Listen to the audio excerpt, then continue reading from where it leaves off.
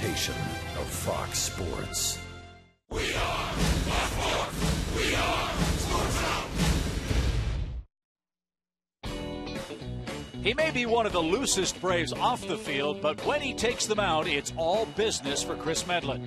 He's coming off one of the greatest years ever by a Braves pitcher. 23 straight team wins with him on the mound, and the National League Pitcher of the Month for both August and September.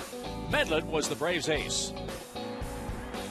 Now the page turns to 2013, and Medlen makes his season debut tonight. He and the Braves hoped last year is just the start of something even more special this year. Medlen and the Braves seek the sweep of the Phillies tonight.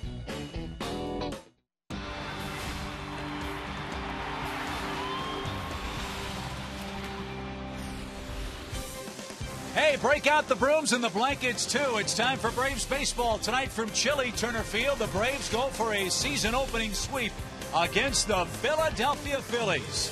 And hi again, friends. Along with Joe Simpson, I'm Chip Carey. Welcome to the ballpark. In case you can't tell, it's very cold tonight. Temperatures in the low 40s with wind chills even lower than that. But, partner, only one thing hotter than the weather tonight. That's, of course, this Braves offense. And the starter tonight, Chris Medlen, who's the subject of our Georgia lottery, hitting the jackpot. He's on an amazing run. A record 23 straight wins by the Braves in games in which Chris Medlen has started, and he gets the ball tonight. And that's some pretty select company right there. 3 Hall of Famers right behind him, and then Roger Clemens with 20 straight wins for the Yankees back in 2001. But the thing about Chris Medlen last year was how consistent he was. He worked both sides of the plate with his changeup. He used his fastball expertly on the corners. He was being compared favorably to Greg Maddux because of the way he was able to make that pitch to lefties like Adam LaRoche, and the back foot breaking ball to lefties as well. Everything worked for him in August and September. Let's hope it carries over into this season. NL Pitcher of the Month, as you said, the last 2 months of the year. And how about his 30 career starts going back to 2 years ago before the elbow surgery? 26-4 are the Braves in those 30 starts. You certainly like your odds when Medlen is on the mound, and you really like your odds when the Braves get early runs. They've hit home runs in the first inning of each of the first 2 games of this season. Freddie Freeman has had a big start as well for the Braves. Can't wait to see what Freddie has in store tonight as the Braves take on Cliff Lee and the Phillies. We'll break down the start for fabulous Freddie Freeman when we come back to frozen Turner Field in a moment.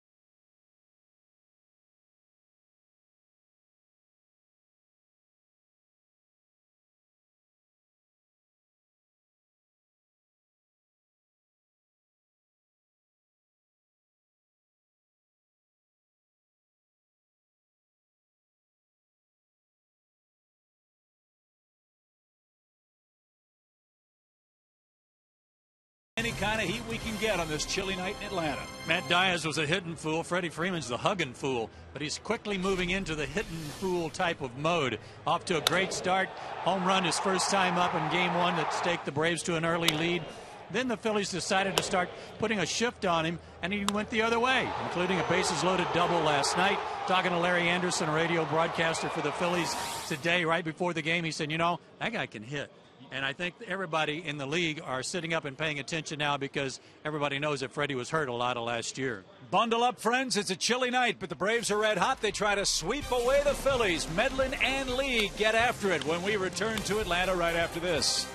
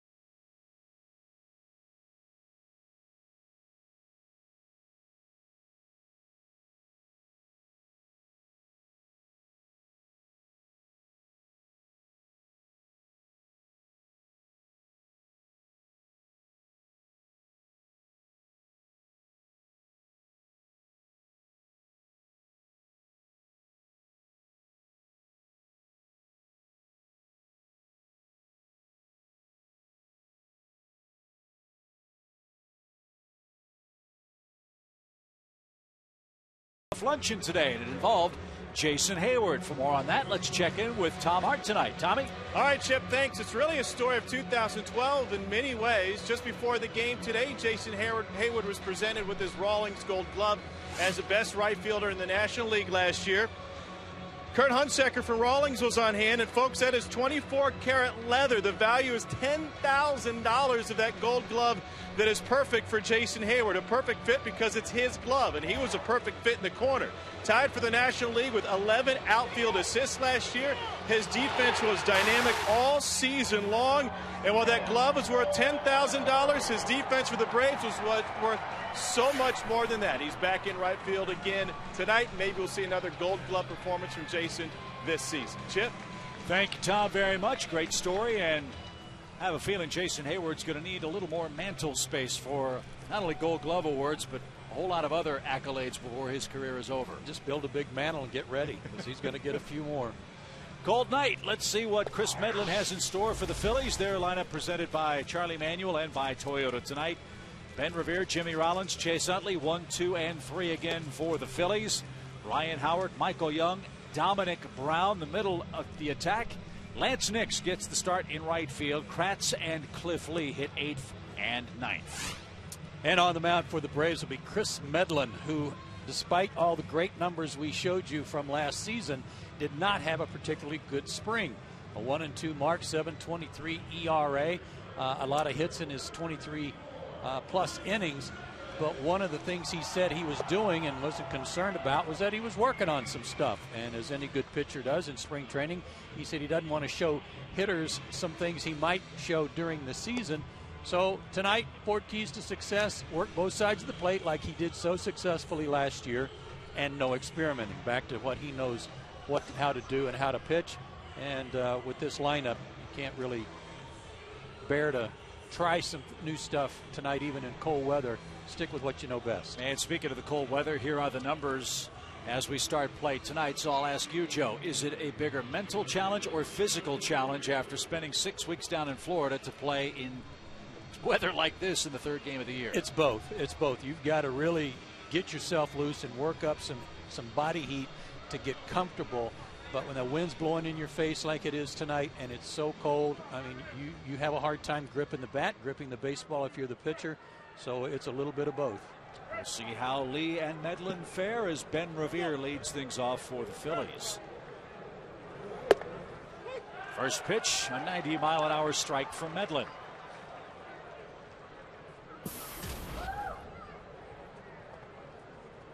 Revere, as you see, a couple of hits, a couple of runs in his first 2 games as a Philly.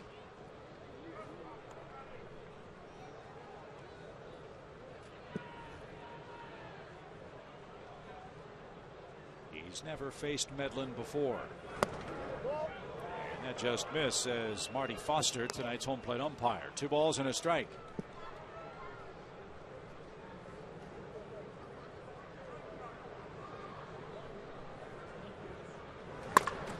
Slap toward third. Good play, Chris Johnson. And Revere's retired for out number 1. Here's the rest of the Braves defense. Upton, and Hayward left to right in the outfield. Johnson and Freeman on the corners. Simmons and Ugla up the middle. And Gerald Laird, the veteran catcher, gets the start tonight with Medlin on the mound.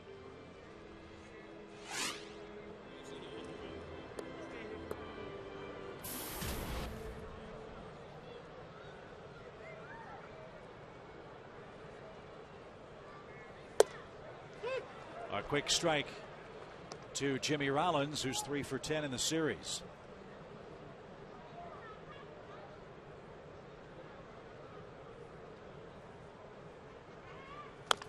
If ever there was a night where a hitter wanted to make clean contact, I guess this would be it. Square everything up, baby.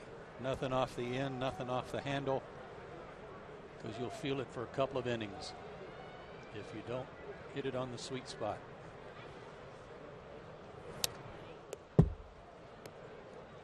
One ball, 2 strikes. Again, Medlin, just an unbelievable run as a starting pitcher for the Braves. We talked about the Braves record in games in which he has started. The Braves have won 23 straight regular season games, started by Chris Medlin. Oh, another good pitch. Looked like Foster missed one earlier on Revere. He's not going to give Chris that backup fastball tonight. And that was a strike. It's going to hurt part of what Chris does so well.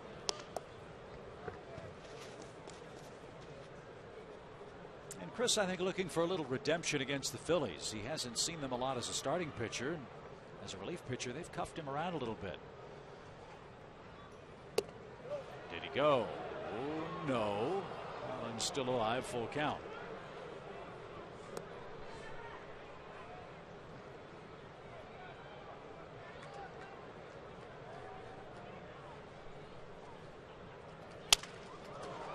Little pop into shallow center. BJ's coming on. Can't get it. He tried a basket catch, and the ball drops in safely for Jimmy Rollins. A 1-out hit. Looked like he had that one measured, but the wind is blowing straight in and may have held it up more than he expected.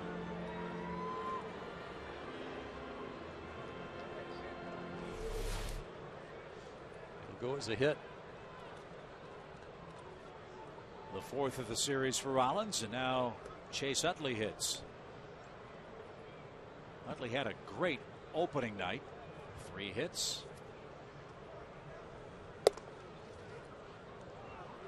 And he doubled in a couple of runs in game 2 last night. It's real good news for the Phillies. You see what he's done in the series. 5 RBIs already for Utley, who was injury plagued for the Phillies last year.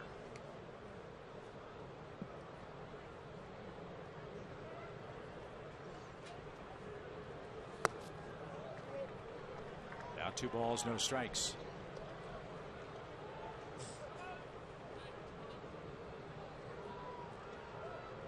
Rollins a little housekeeping work on the first base paths. Probably a lot of the drying agent on the field left over from last night and applied today. And that material usually sits kind of loose on top of the ground. With all the wet weather in Atlanta all day today, no batting practice on the field. Whatever work was done in the cages by the Braves and Phillies.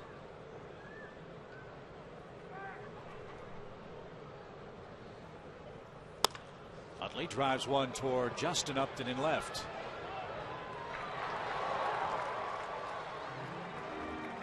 And Rollins back to first with 2 out.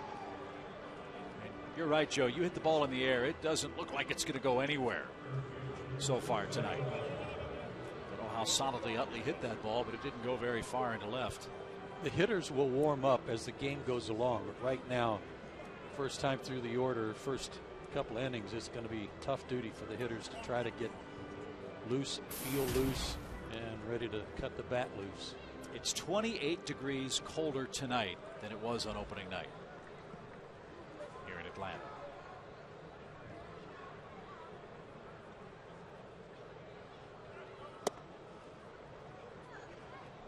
Slow start for Ryan Howard in this series.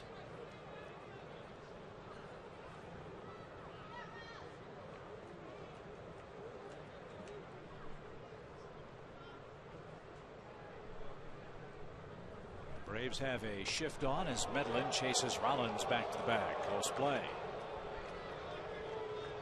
Chris with a great move, feels his position well. Quick feet on that move to first, as you see here.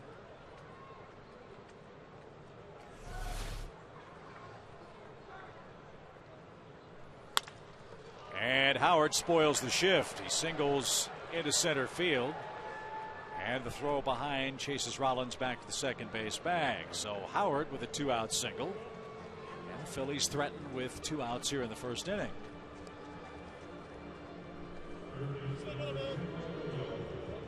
One of the problems for the Phillies pitchers the first 2 games of this series is having to pitch behind all the time from the first inning on. Certainly they'd like to turn that around on Atlanta tonight and get on the board first.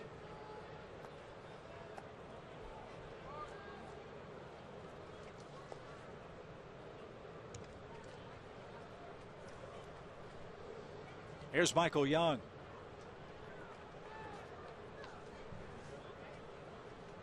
And Medlin misses upstairs with ball 1.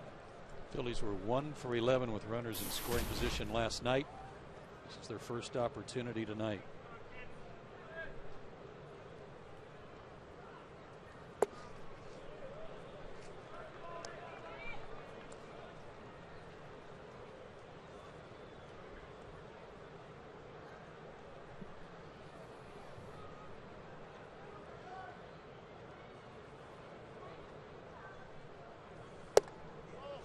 That's outside, ball 3.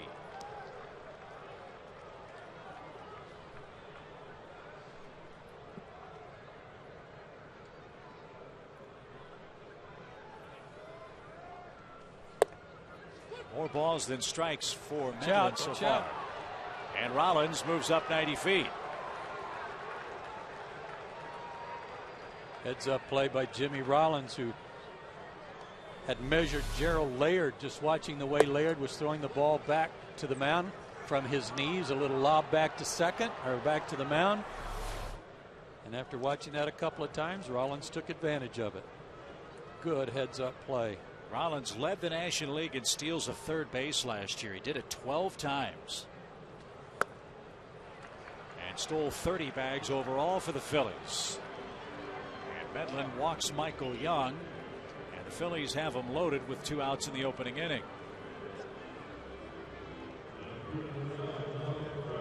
That should serve as an embarrassment for Gerald Laird, a veteran catcher who certainly doesn't want that to happen to him again, and I doubt that you'll see that kind of return back to the mound again.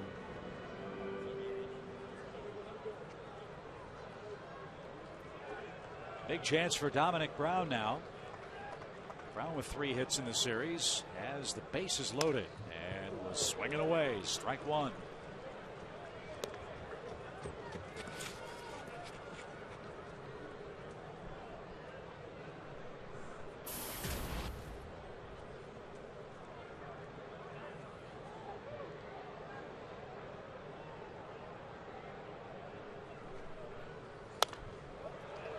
Medlin quickly ahead 0-2. Good spots too. That fastball sinking down and away. Right at the target. A little up, but got away with it.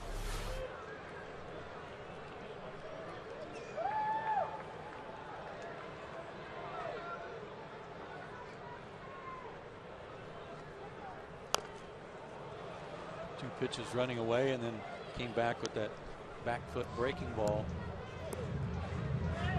As I said, the grip on the baseball is going to be a test tonight for the pitchers too.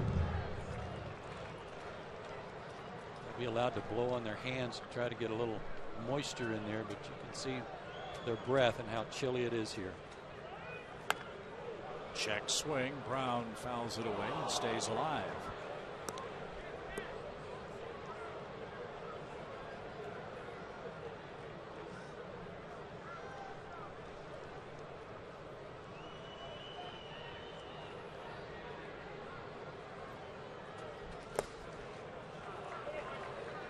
Stop by Laird. Not a bad idea from Medlin. 1 ball, 2 strikes.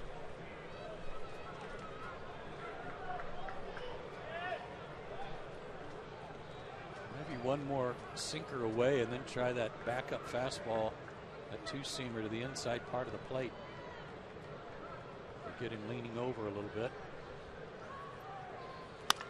Ground ball to second. Should be out of the inning, and he is. 27 pitches for Chris Medlin. The Phillies load the bases but cannot break through. Now it's Cliff Lee's turn to pitch.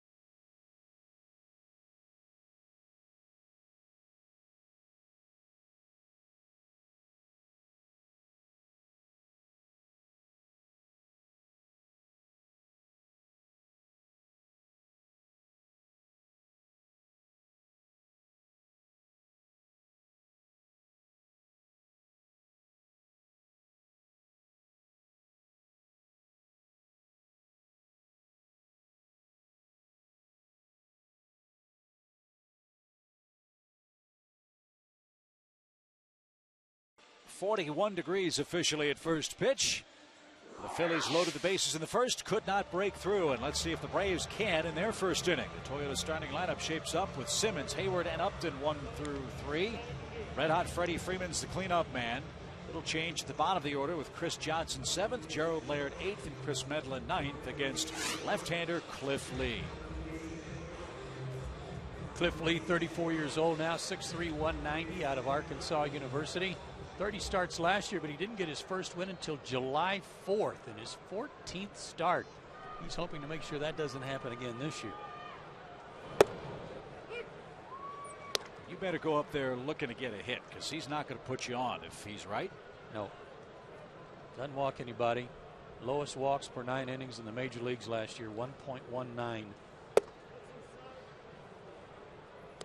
His 4 keys to success tonight: run support, which he was among the lowest of any starter in baseball last year. Stay out of the middle. He likes to throw strikes, but he's got to put them in good spots.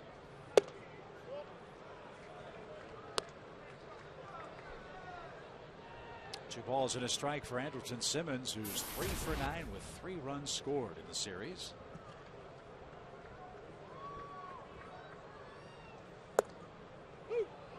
Oh, very generous outside corner, evens the count.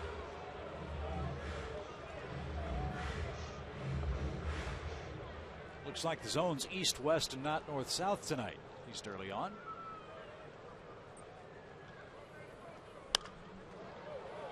Goes right back to that spot. So how does a guy with the talent of Cliff Lee go 6-9 but have a 3.16 ERA? There's a look at our Academy Sports and Outdoor leaderboard. He had great numbers across the board. Again, no run support. A lot of errors made behind him. Some blown opportunities where he was going to get a win. Blown saves after he came out. Bad luck all around. When you think about this high-powered Philadelphia offense, albeit one that was injury-riddled in the first half of the year, they scored 3 runs or less in 20 of his 30 starts last year. It's a little pressure on you knowing you can't give up many runs. And again, Phillies loaded him up in the first, could not break through. Now Simmons, a little nubber, back to the mound. And Lee will take care of that for the first out. Base is empty for Jason Hayward. Here's the Phillies defense tonight. Brown, Revere, and Lance Nix gets the start in right. Standard infield alignment from first to third with Kratz and Lee, the Philadelphia battery.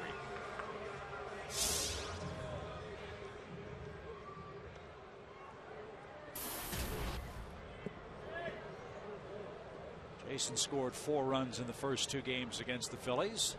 And he's on the board with his first homer as well.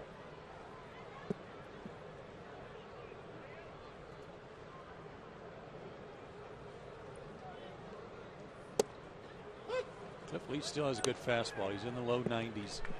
He also features a lot of cutters off the fastball and an excellent changeup. He'll lollipop a slow curve in there once in a while too. This guy's a real good pitcher, as you said. You might recall last year the Phillies were supposedly thinking about trading this man.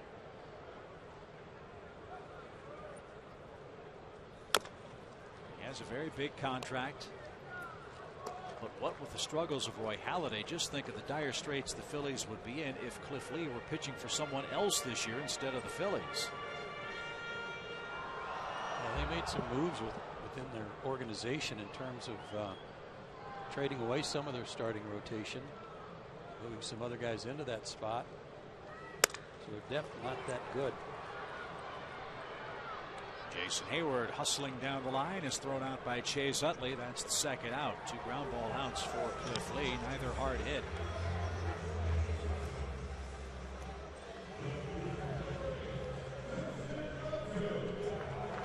Another big cheer for Justin Upton, who's off to a flying start in a Braves uniform. He's homered in each of his first 2 games as a Brave.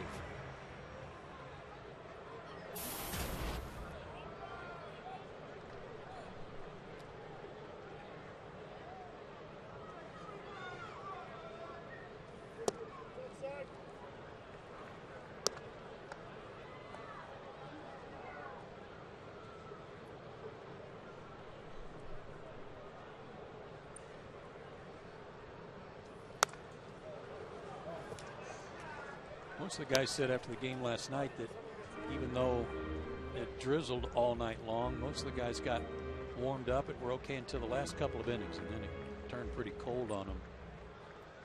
But the rain was not a factor for most of the guys that I talked to. 1 ball, 2 strikes. Well, we knew it was going to be cold today. What we didn't know is that to this point we wouldn't have any rain once the game started. So we're happy for that. Better weather expected this weekend with the Cubs in town. 2-2.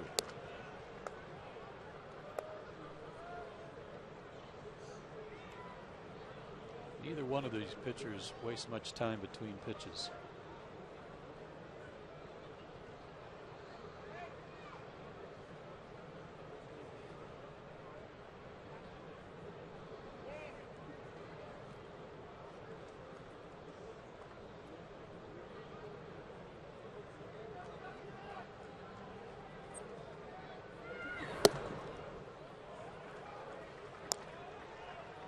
A full count now for Justin Upton.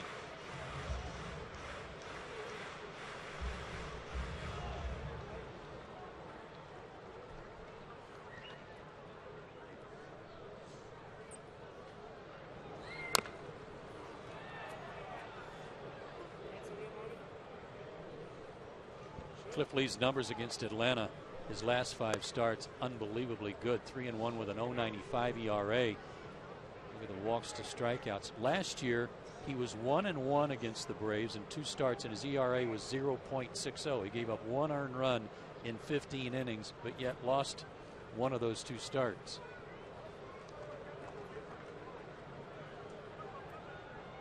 And not much run support for Cliff Lee last year. A high fly ball into shallow right. Nix comes galloping in and puts the squeeze on that. No score in Atlanta. Cold night for Braves baseball. We head to the 2nd inning.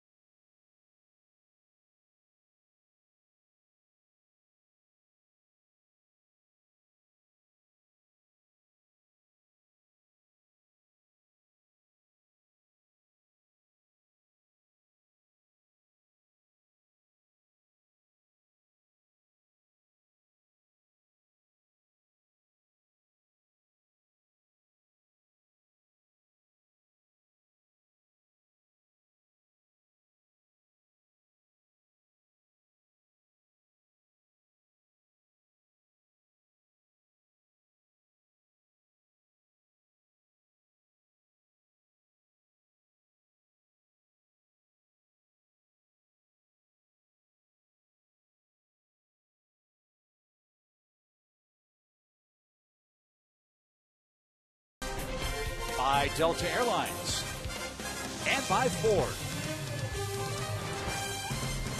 2nd inning, no score, and all season long, Braves baseball on Sports South is being presented by Academy Sports and Outdoors. The right stuff, the low price, every day.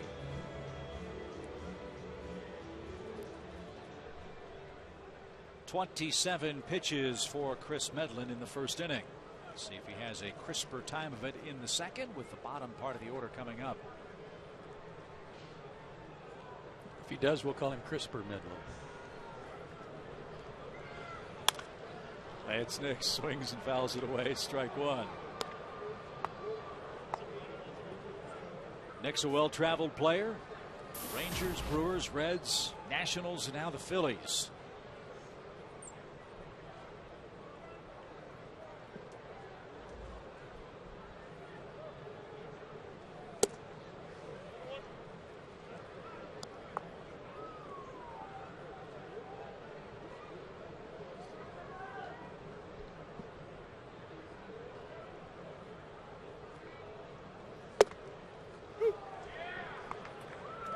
Right down the middle for a called strike.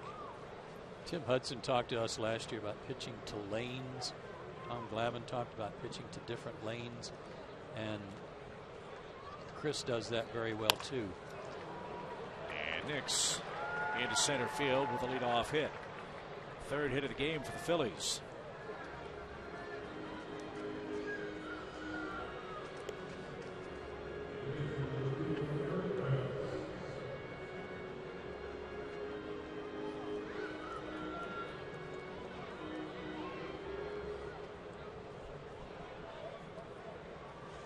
See if Chris can get a ground ball from Eric Kratz.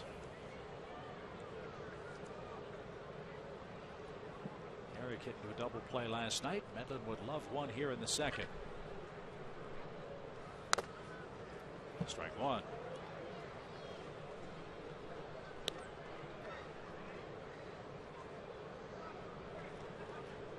Yeah, with Medlin, when you talk about those lanes, he has so much late movement. It's almost like his pitches, when they get to the strike zone, are not in one but two lanes.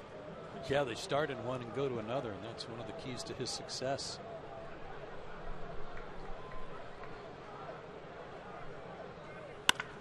That's down the left field line, and that's real trouble. That's going to one-hop the fence. Upton played it cleanly. Nix will stop at third. Kratz doubles, and the Phillies are in business with nobody out.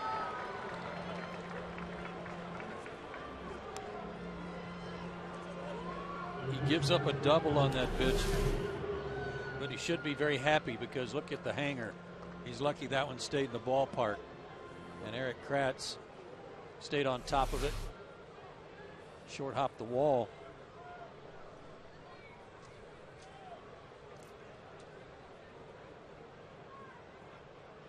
Cliff Lee drove in 4 runs last year.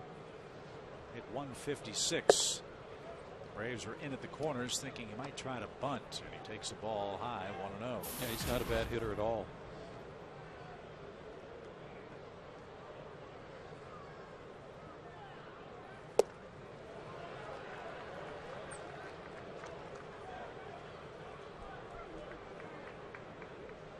Saw his home run totals. One of those home runs came against the Braves a couple of years ago. He took Tommy Hanson out of the park.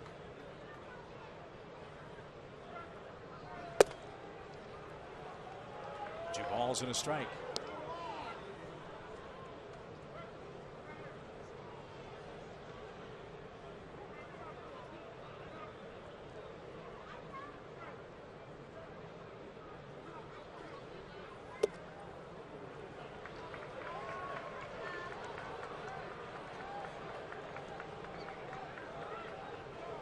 Ben Revere is next.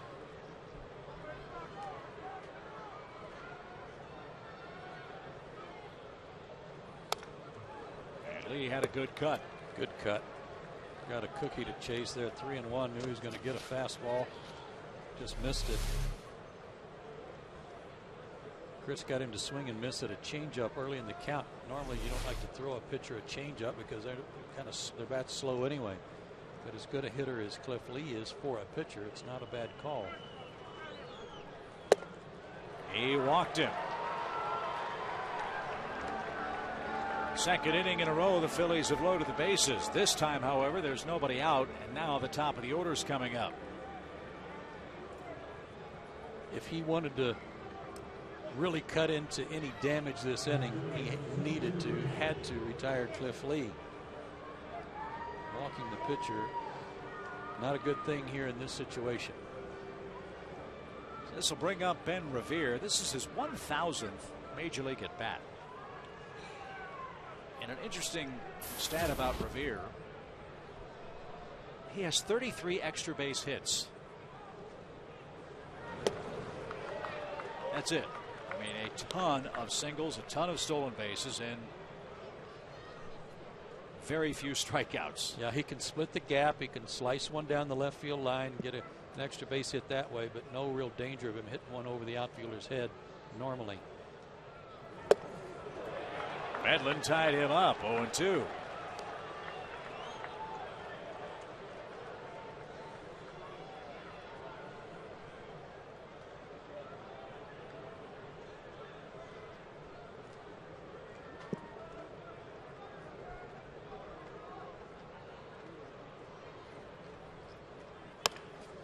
To short. Aglo stumbles, couldn't complete the throw to first. May not have gotten Revere with his speed, and a run is in. It's 1-0 Phillies.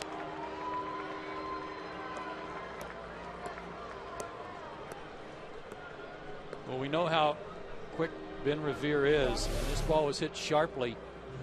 Watching the play from our high third camera, Dan had a good shot at him. If he must not have been able to get the transfer made to the bare hand. in a satisfactory manner here. No, he didn't have a good grip on it. So a run is in for the Phillies. Revere, a fast runner at first, and Jimmy Rollins in the batter's box. Rollins already with a hit tonight.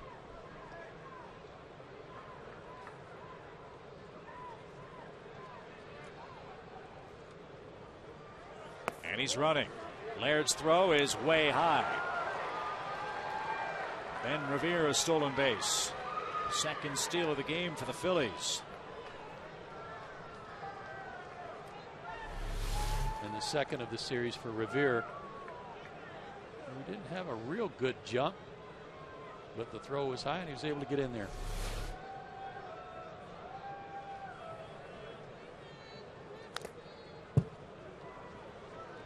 A ball and a strike to Jimmy Rollins.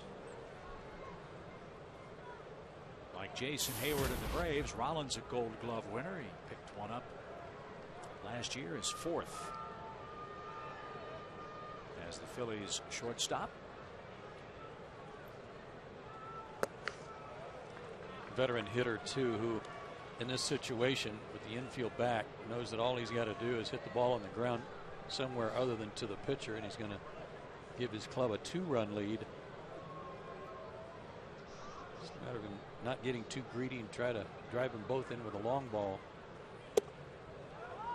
Boy, Chris is really missing consistently high in the early innings. Really up, and I don't know if that has to do with the cold weather, not able to really bend over.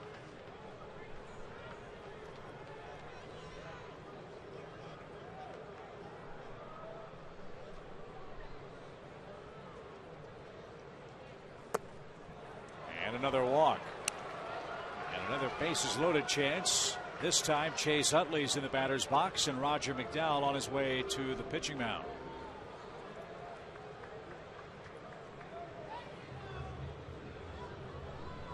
Hopefully something Roger has noticed that he can convey to Chris to get him going again, get a restart here.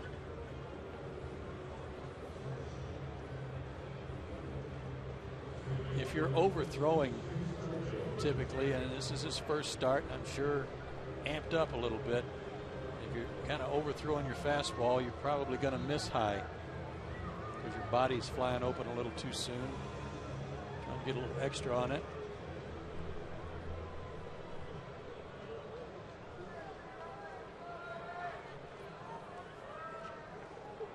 Just needs a ground ball here from a guy who's driven in 5 runs in 2 games. That guy is Chase Utley.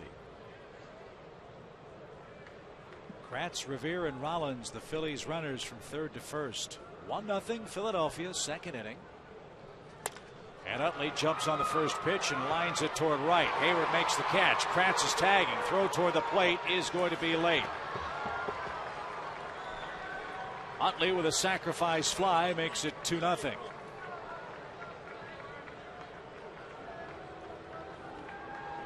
Couple of things in play there that helped the Phillies. Jason was battling the lights a little bit as he had to go to his right, and since he has to go to his right and he's left-handed, he then has to stop and throw back to home plate, which gives Kratz a couple of extra steps, and then that wet grass just ate it up.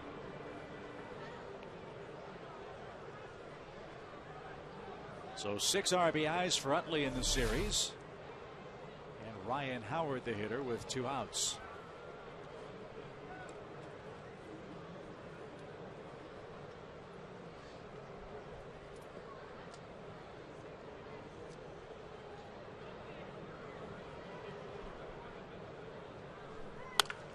Line to right to Simmons. The Braves had a shift, and he hit it right at the Braves shortstop. So Medlin is out of the second inning, but the Phillies strike twice and lead for the first time in the series. Middle of the order coming up for the Braves. They trail Cliff Lee 2-0.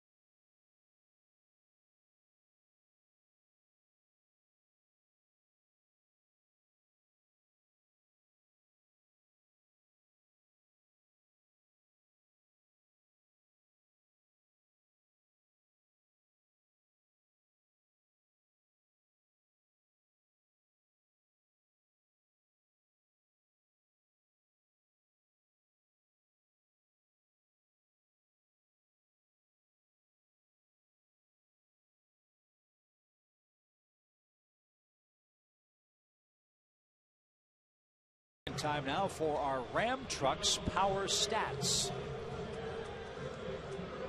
Freddie Freeman's last 15 games against Philadelphia, 16 RBIs in those 15 games, including 6 in this series. And some walks mixed in there too to bump up his on-base percentage.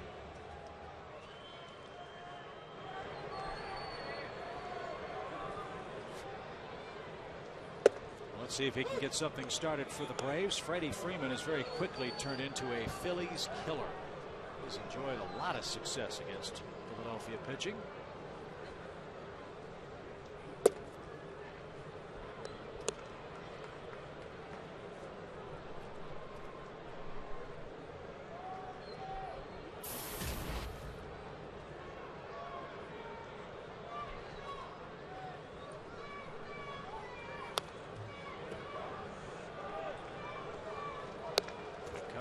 Two strikes.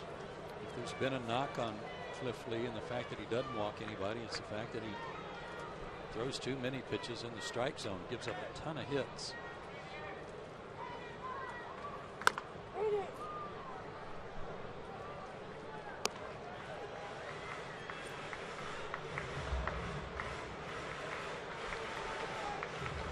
Good career mark against the Phillies for Freeman.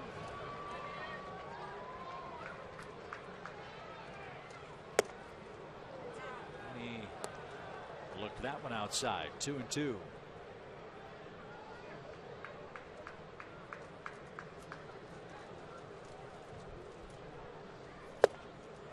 And a late swing and a miss. First strikeout for Cliff Lee. 4 up, 4 down for the Phillies lefty. 1 out in the Braves second. Fastball right there. Wasn't to the, didn't appear to be to the corner.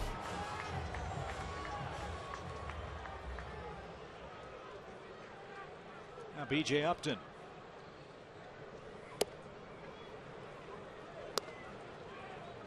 He's looking for his first in a Braves uniform. First hit, that is. He's 0 for 8 in the series. And now has an even count. A little anxious, a little over anxious. It's led to some strikeouts. Just wants to settle in, relax, get that first hit on the books.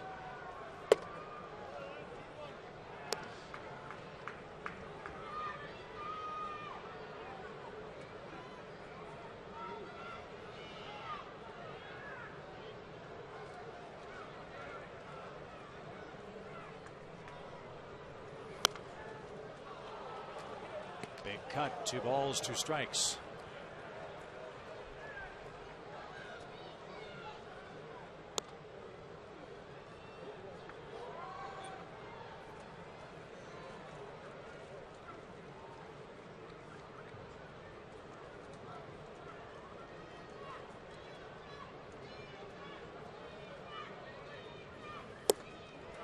And Lee has back-to-back strikeouts in the inning, 2 out.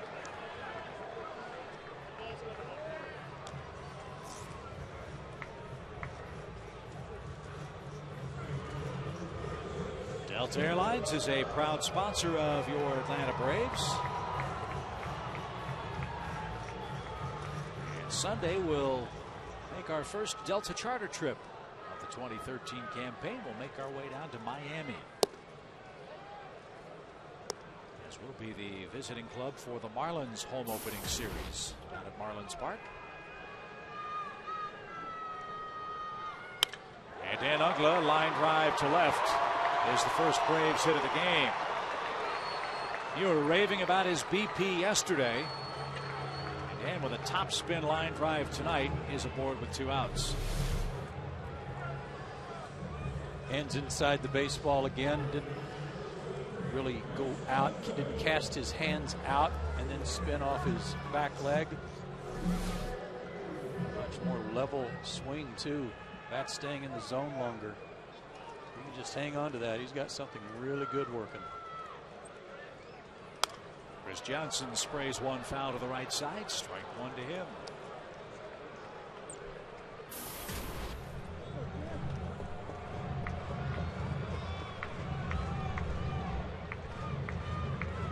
Chris got the opening night nod at third base. Juan Francisco started last night. Yeah, and it's a continuation of spring training. Chris had 2 hits, including a double in the opener. Francisco an RBI single last night. So they're ham and egging it really well right now.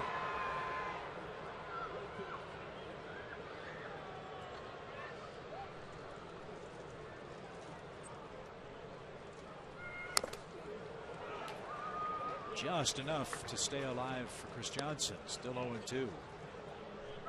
That looked like the slow curveball that he breaks out ever so often.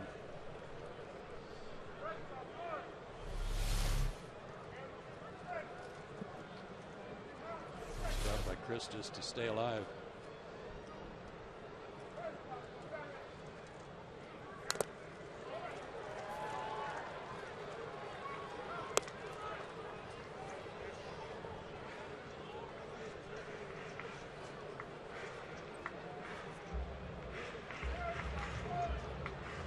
Must have hurt a little bit on that swing.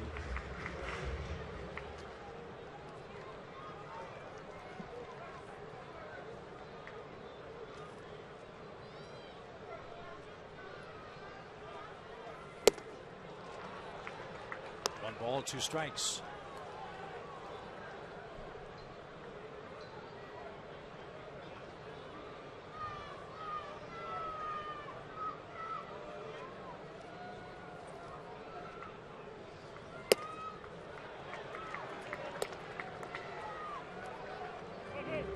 I'll say this, a couple of times in this game Lee's gotten to 2 strikes. He hasn't laid one in there, has he? No, he fired one right by Freddie Freeman, challenged him with a 4-seamer. Everything else has been pretty much 2-seamers that either are finding the mark on the corners or missing badly. So, as you said, he's not down the middle too much so far. Rich Doobie is a very good pitching coach for the Phillies.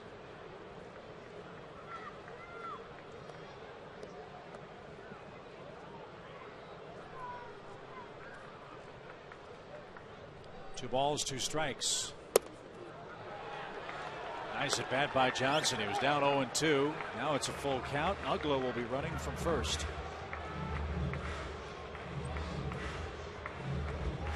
he'll get picked off.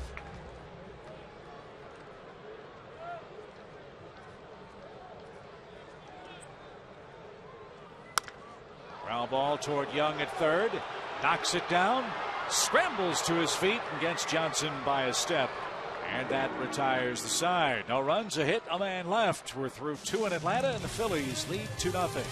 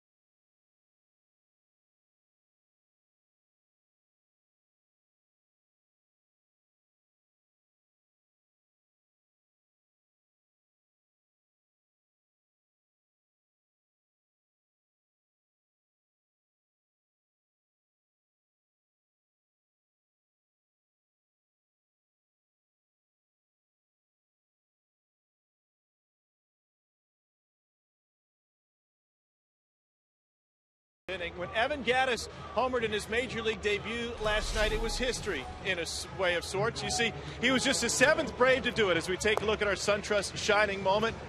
Second at bat, major league debut, and a home run to left field for Evan Gattis. Bob Horner did it in 1978, and while it's only been done 7 times, it has been happening, you might even say a lot as of late. Go back to 2009. Jordan Schaefer did it in his major league debut against the Phillies on the road at Citizens Bank Park.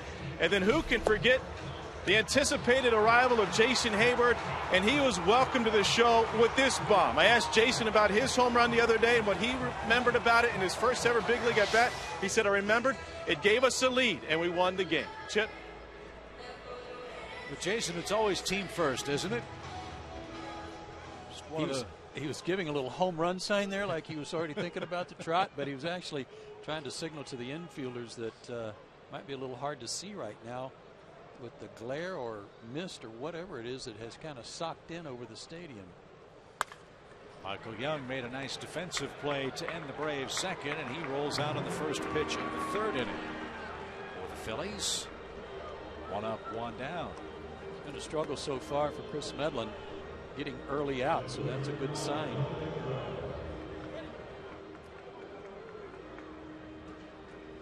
Both Phillies runs came an inning ago. Nick singled, Kratz doubled, then he walked Cliff Lee. Ben Revere hit into a force play. After Jimmy Rollins walked, Chase Utley hit a sac fly to score Eric Kratz, the second Phillies run. It's the first time the Braves have trailed in a game this season. Phillies 2, Atlanta nothing.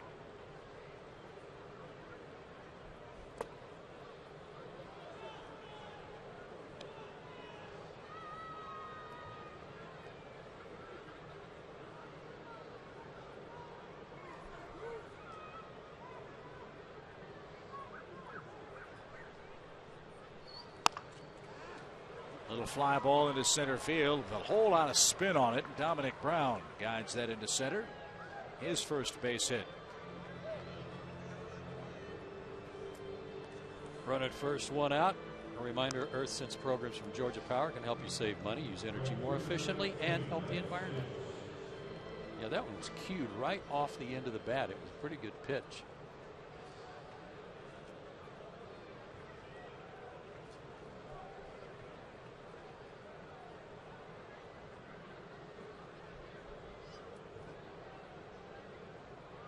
Nick's the hitter. And a big cut, strike 1.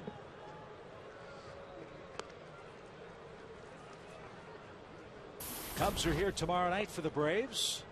Phillies head back home for their opener. They've got a 4 o'clock start tomorrow as they welcome the Royals to town.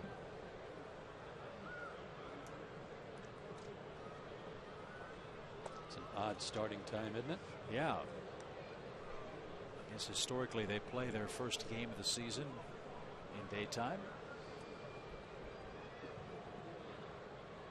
So the Phillies very thankful, as are the Braves, that the weather's cooperating tonight. The last thing they wanted to worry about was a 2 or 3 hour delay before getting on the plane home tonight.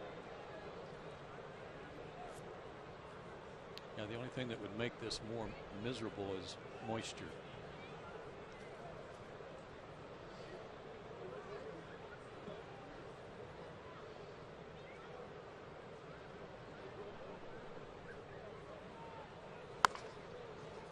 After all the water this field took on last night, Ed Mangan and his crew did a great job of getting it ready for tonight. Wise that neither team took batting practice on the field, so give them a little extra time to get it ready and keep it ready. Close play, and he's just back.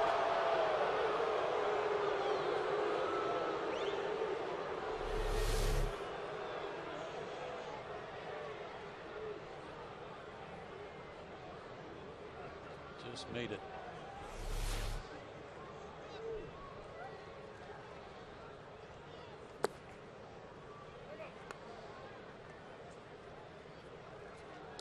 One of the things you learn at first base on plays like that, on pickoff attempts, is that the ball gets to the tagging area, if you want to call it that, a lot quicker if you wait and let the ball travel to that spot and catch it and drop the tag down.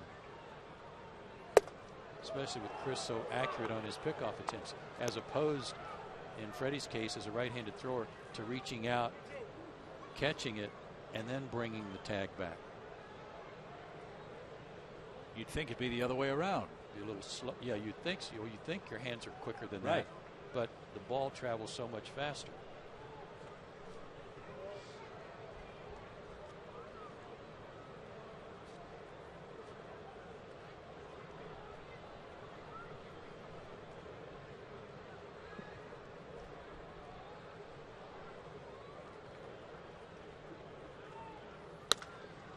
High towering fly to right. Jason going back. He's at the fence. He's got just enough room.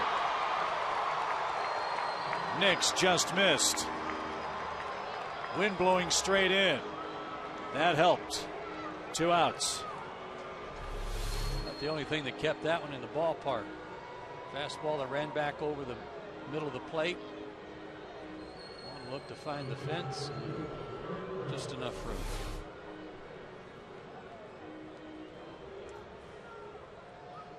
He's a Gold Glove winner, you know. He's going to win a few before it's all done. Here's Kratz. He doubled and scored the second Phillies run.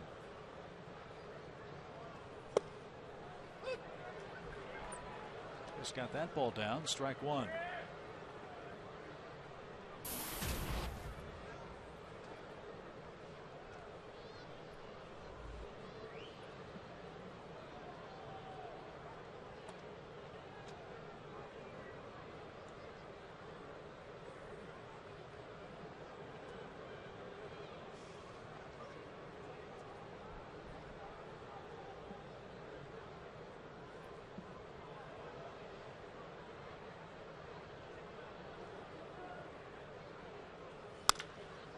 To short.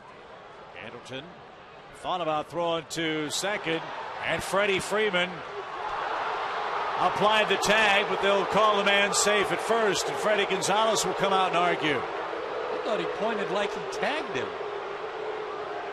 I did too. They better ask for some help from home plate umpire.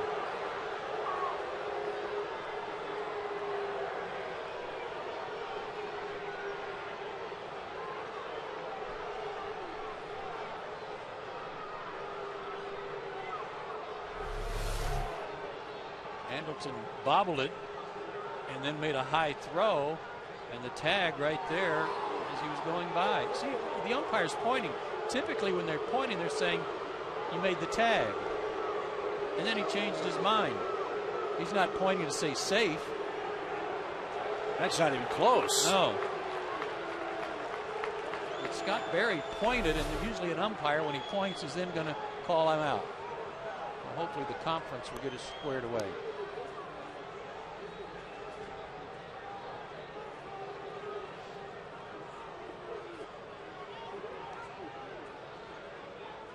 The home plate umpire should have had a clear view of it.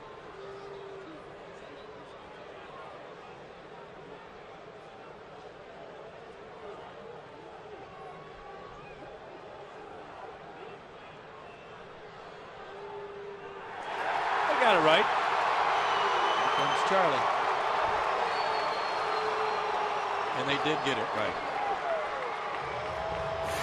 So Kratz thrown out, 6-3. Clearly the right call, and the Braves come up in the bottom of the third.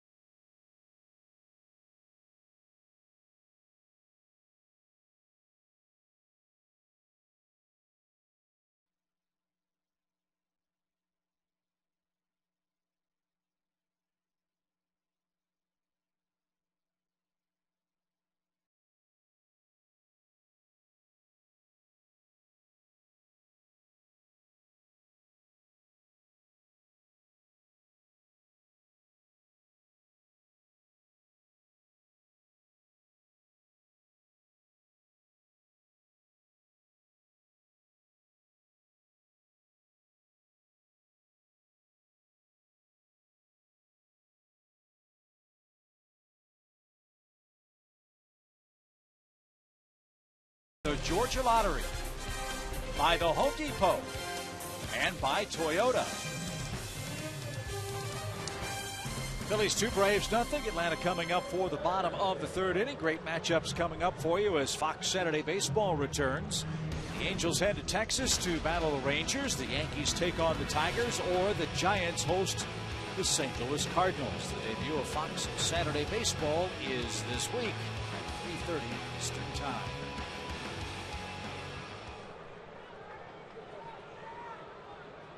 Big wingspan of Freddie Freeman saved Andrelton Simmons an error. Now Cliff Lee back to work with Gerald Laird, Chris Medlin, and the Braves shortstop. Josh Hamilton going back to Texas in another uniform this weekend. Struck out to end the game today in Cincinnati with the game on the line. Aroldis Chapman struck him out.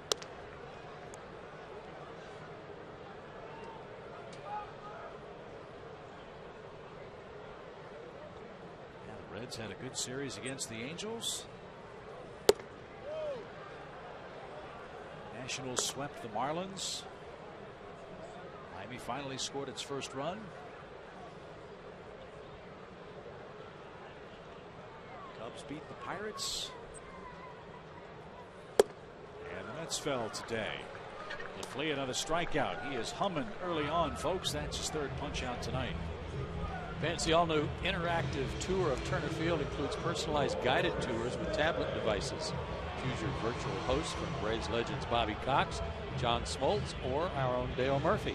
For information, call 404-614-2311 or visit braves.com/tours.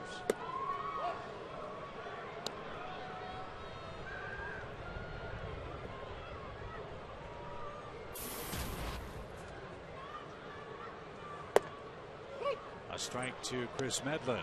1-1 the count.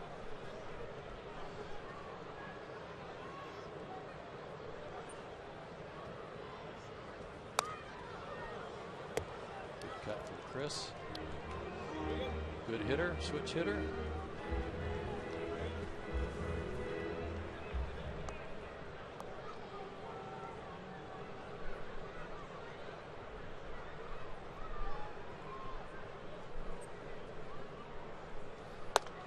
Look out. I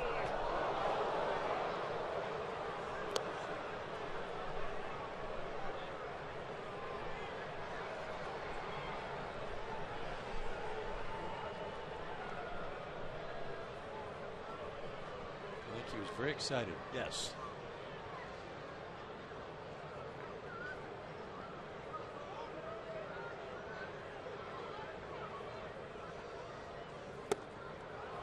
Another strikeout for Cliff Lee, his fourth.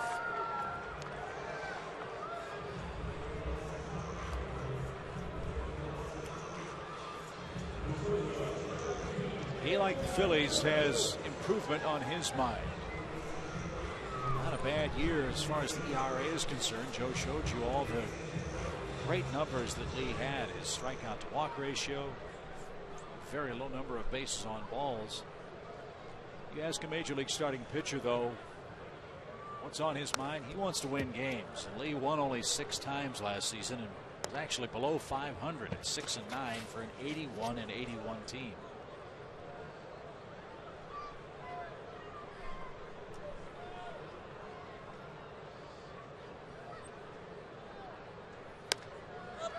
Popped up toward Chase Utley at second, and he'll put that in his back pocket. Cliff Lee has a perfect bottom of the third inning. He'll lead things off in the Phillies' fourth with a 2-0 advantage.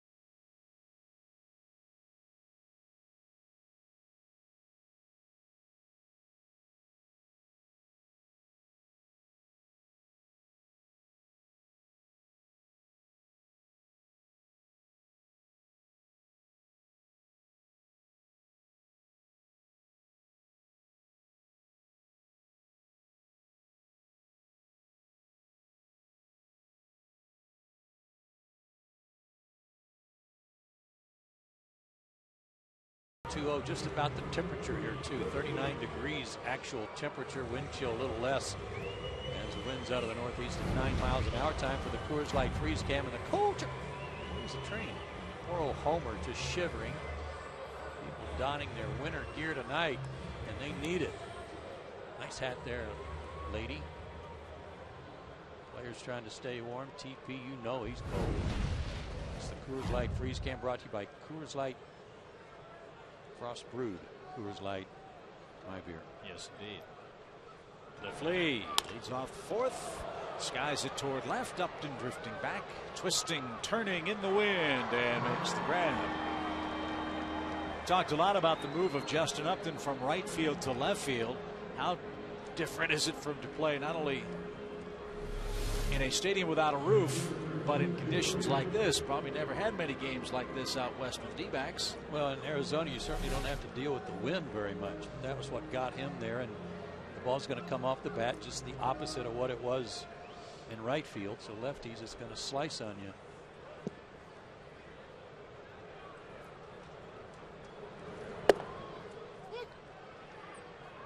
Ben Revere has an RBI that came on a ground out. He also stole his second base of the year back in the Phillies' 2-run second inning.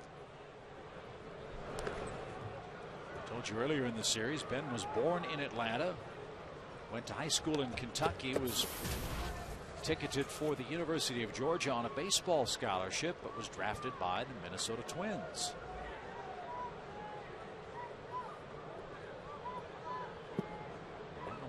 Made his way to the Phillies. He adds a great dimension of contact and speed, and more importantly for this club, youth at the top of their batting order.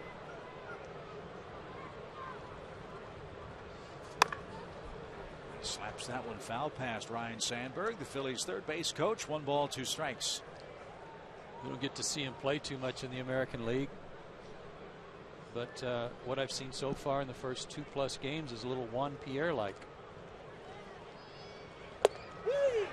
At the letters, Revere is caught looking. Again, he does not strike out often, so Medlin a good pitch, 2 outs. Gave up on that big curveball. Tried to duck it. He's got the call. That's the pitch that Chris was saying he was really working on at the end of spring training, was overthrowing his breaking ball. And that one a beauty. And his first strikeout.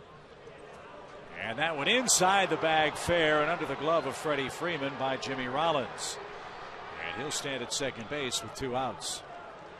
He has 2 hits tonight on balls that looked like the fielders thought they were going to catch and didn't get low enough. The first one by B.J. Upton in center, and now this one by Freddie. This was a tough play for Freeman, but it's to his glove side, and you can see his glove went out, so the ball must have taken a funny hop on him and stayed down, and he wasn't able to glove it. Does the ball take a funny spin off that diamond drive? It could have skipped a little bit. They just cleaned the infield with a drag, so might have been a little faster than he expected. So 2 hits for Rollins. Chase Utley hits. He's fly to left and has a sacrifice fly to right.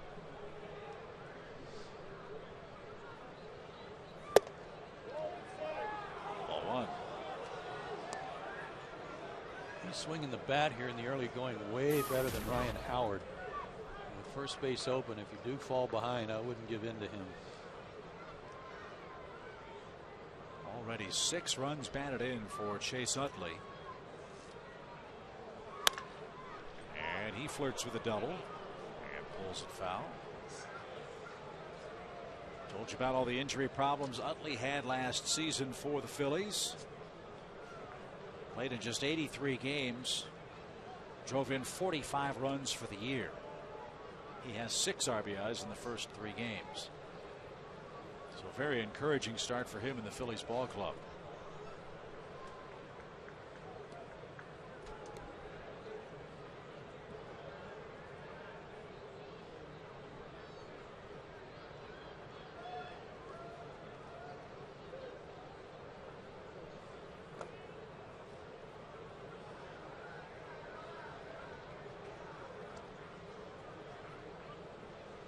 That's a real good pitch, and it was in a good spot. but one you would like to see him make when he's going for the strikeout, where the hitter's behind in the count and can't afford to take the pitch because it might be a called third strike. Cute foul. 2-2.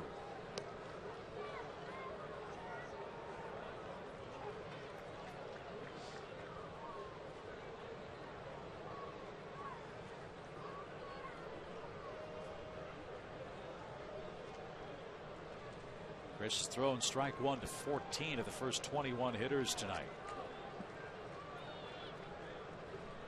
This will be his 73rd pitch.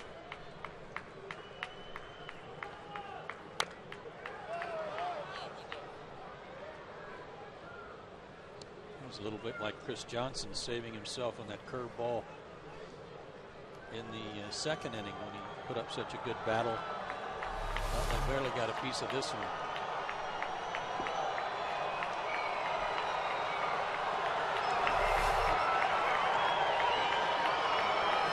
He will chase a high fastball on occasion up out of the zone.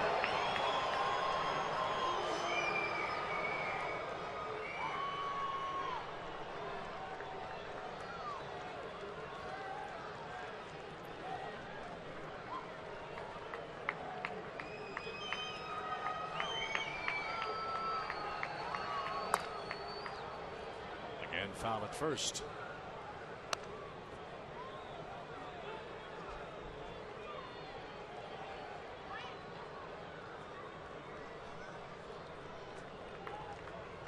Not a lot of holes in his swing, Chase Utley, because he's so quick.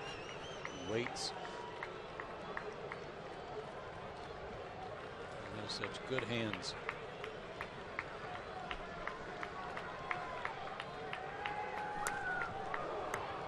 Try to go up on him on that pitch.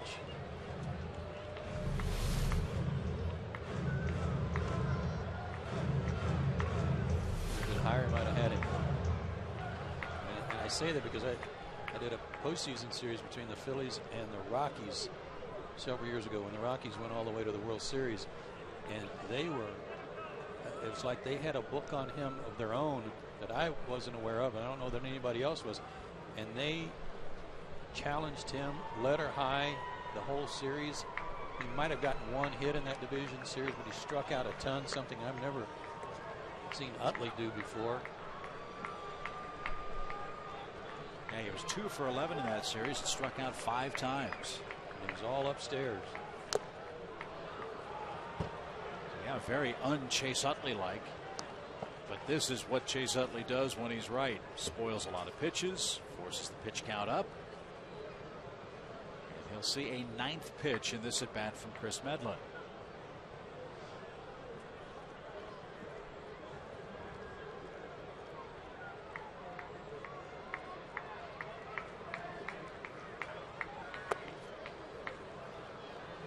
Full count.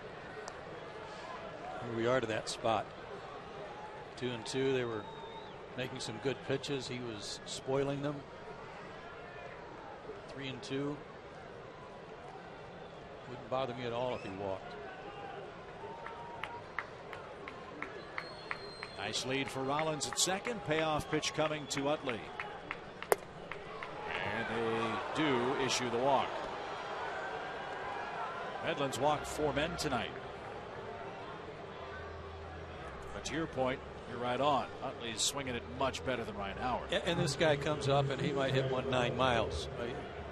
You never know if you make a mistake to Ryan Howard what he might do. I just am going right now on who's hot here at the start of the season. Ryan Howard had a good spring, but it looks like he's fallen into some of his old habits, chasing some bad pitches early in the count. And be careful here on the first pitch.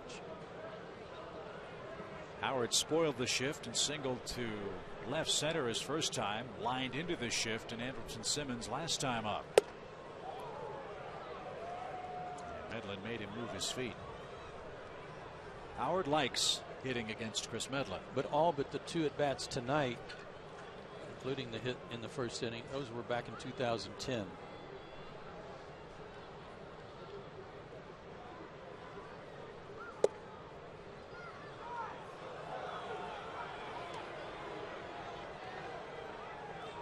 2 balls, no strikes.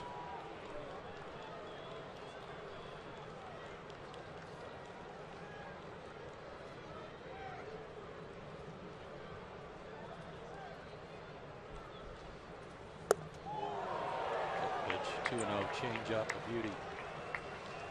Last night, Freddie Gonzalez took Paul Mahalam out in the middle of an inning when he was at 97 pitches, trying to obviously keep him under 100. And if that's kind of the limit tonight on Medlin, in his first start, he's running out of pitches. He's at 81. High pop fly near the line. Long run for Justin near the stands. He can't corral it. He missed it. He just flat missed it. He appeared to be there. He's checking the wall. Slowed down. And kind of overran it here.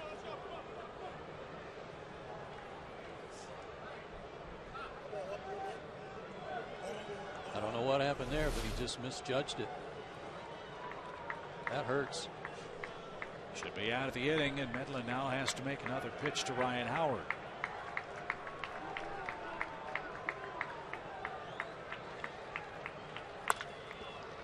Into the shift. Douglas smothers it and throws out Ryan Howard. No harm, no foul for Chris Medlin, who escapes trouble in the Phillies' 4th. Heart of the Braves order starts with Jason Hayward, down a couple of runs to the Phillies.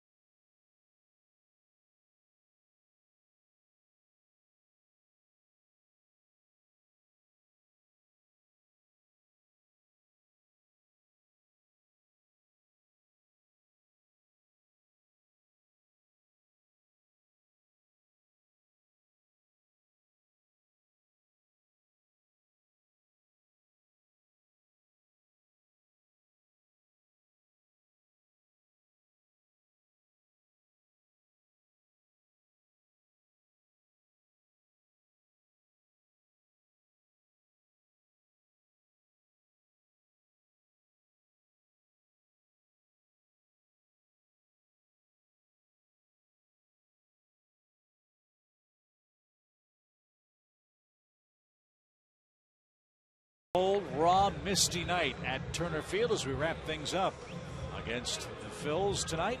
Cliff Lee's been brilliant. Chris Medlin has not had a clean inning tonight and has walked 4 men, the most walks he's issued in a game since 2009. The good thing is it's only 2-0. Right. Phillies have left 8 men on base already. So Braves are still in striking distance, certainly. Heart of the order up.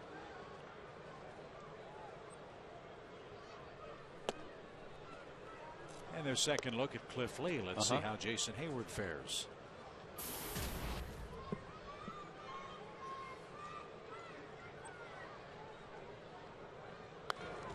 Good cut. Got in on him a little bit.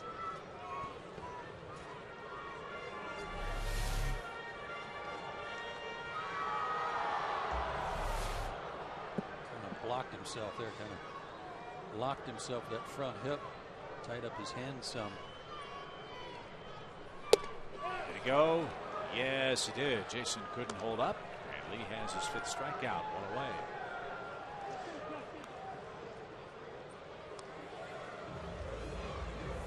Base is empty for Justin Upton. And it's time for our AT&T Humorous Trivia question. Ryan Howard's 300 career home runs rank 5th among current National League players. Who has the most home runs among active National Leaguers? Well, it's got to be somebody for the Reds. It's been the answer the last 2 nights. Right. Upton lost the bat. Goes sailing into the seats above the Phillies dugout. Strike 1. I'm going to guess Aroldis Chapman.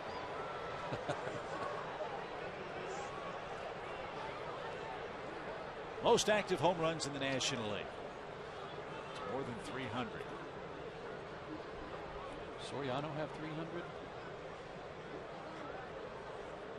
He had a couple big 40 home run years with one with Washington. I think he had a big year his first year with the Cubs. We'll know the answer to that tomorrow because the Cubs will be here. That doesn't help us tonight.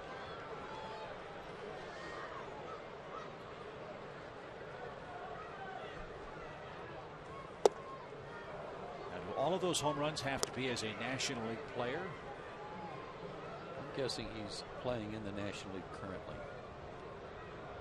Okay, so we did get a hint, sort of a sympathy hint. Oh, good. All the home runs did not have to come as a National League player.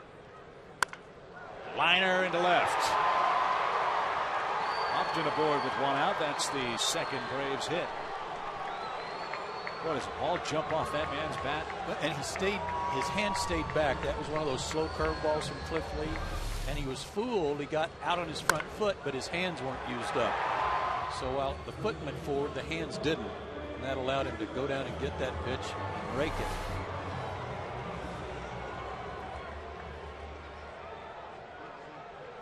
So here's Freddie.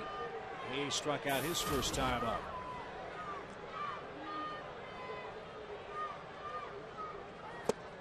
He was thinking home run and came up empty.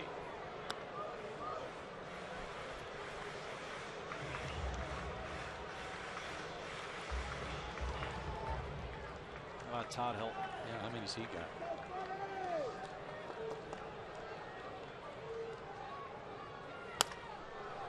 Been playing in Colorado for 31 years.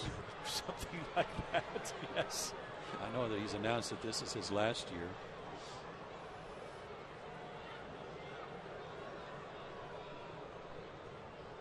Yes, Soriano, Todd Helton.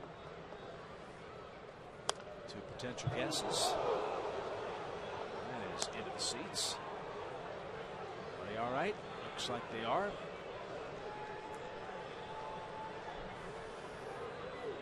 Had that outside part covered. Let's see if Cliff Lee tries to move him back a little.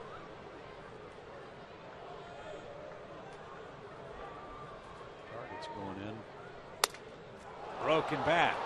Rollins at short.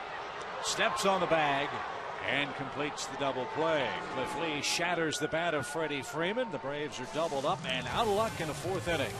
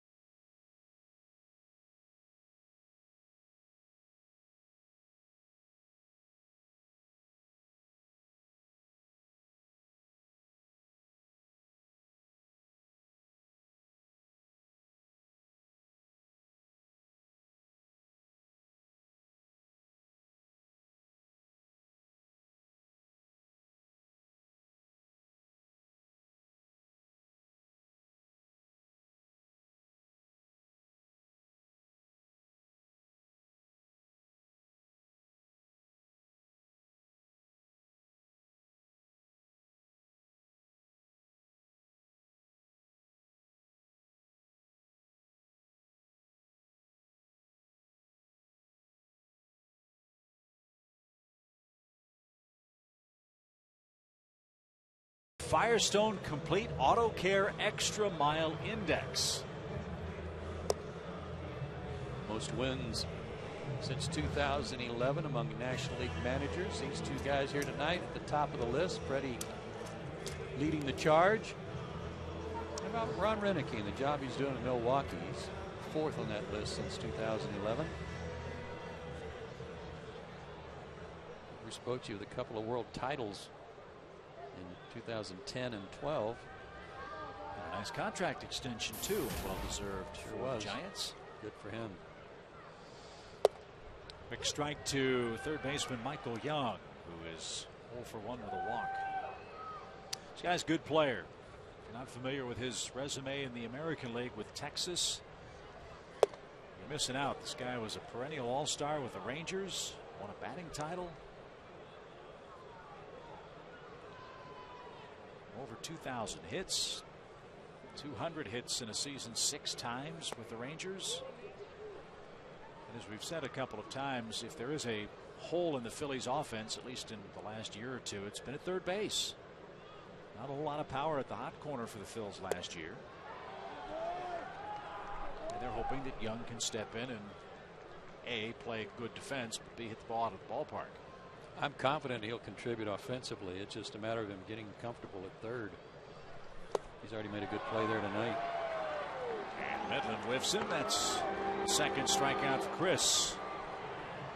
Out number 1 in the 5th inning.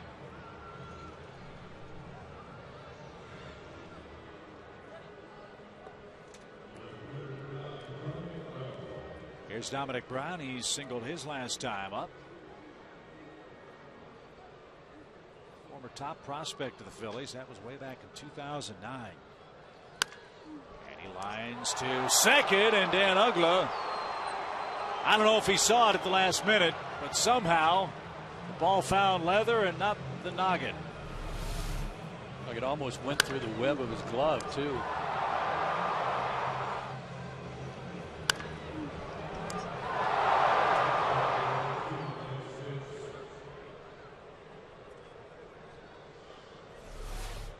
Nice play.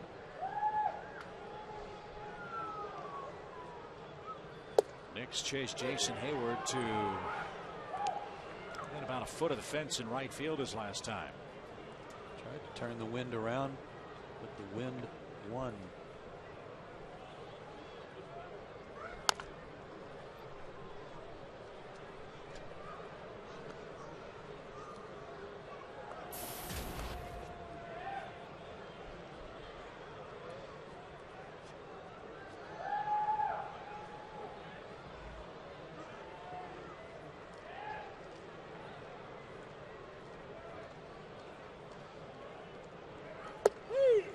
Strike 3 right down the middle. How about Medlin? 9-pitch inning and his first 1-2-3 frame of the night. He certainly needed that. Now he needs some offense. Down 2-0.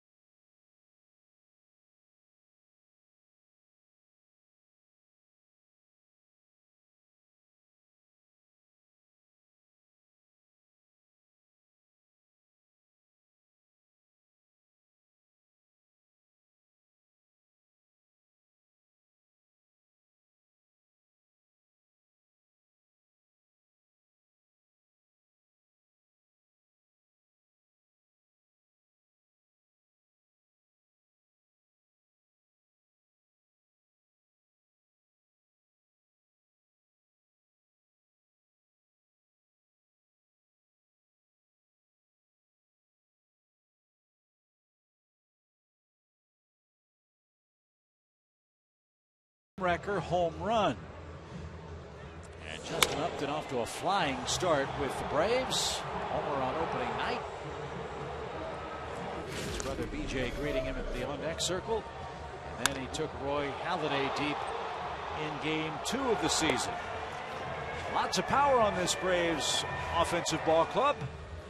As we check in with Elizabeth Moreau. Hello, Elizabeth. Hello. 6 home runs in the first 2 games for the Braves. So fans, we are challenging you to a little friendly competition.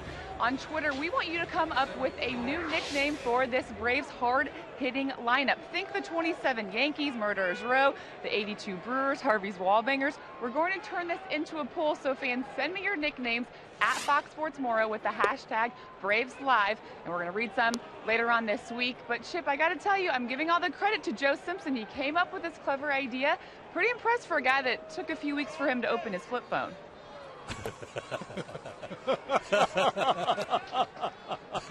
And the first shot across the bow in the 2013 season, delivered by Elizabeth Moreau tonight. That was a beauty.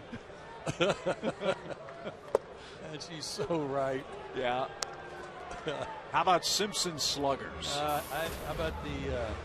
See, you can use a lot of different descriptions here for the South. I mean, and especially in Atlanta with Peachtree something last night. The Dixie Destroyers. Slow roller by B.J. Upton out to Utley. And B.J. is out number 1. The Aaron Avenue Hammers. I thought the Downtown Connectors. I like that. So you can see you can have a lot of fun. Be creative. Elizabeth will field all your suggestions. Yeah, you should send all of your Twitter responses to her Twitter account. No question.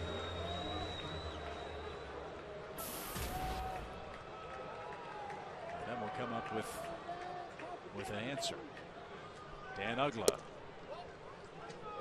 That'll be fun to follow all year long. There's no question that when right, this Braves offense has a chance to do an awful lot of home run hitting damage. Tonight they've run into Cliff Lee, who's pitching like the Cliff Lee of old. He's allowed just 2 hits. He has struck out 5 men. He's also in one of those roles where if you just let him get the ball back, get his sign and throw, and not throw his timing off a little bit, it'll only take him about a minute and a half to go through each half inning.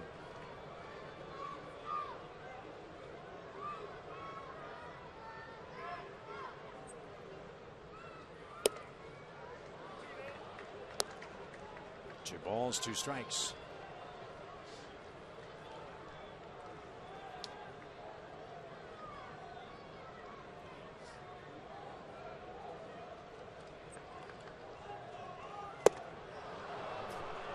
He takes care of Dan Ugla. That's 6 strikeouts for Cliff Lee tonight. All year long, Braves baseball on Sports South is being presented by Academy Sports and Outdoors. The right stuff, the low price every day.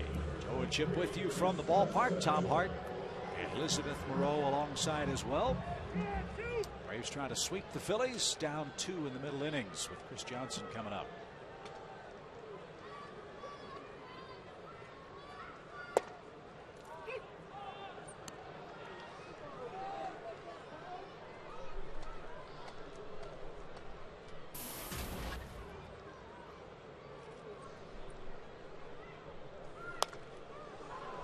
One of the things tonight, as uncomfortable as tonight is conditions wise, Cliff Lee hasn't been uncomfortable at all. No. The Braves have not been able to put him in a position to be uncomfortable.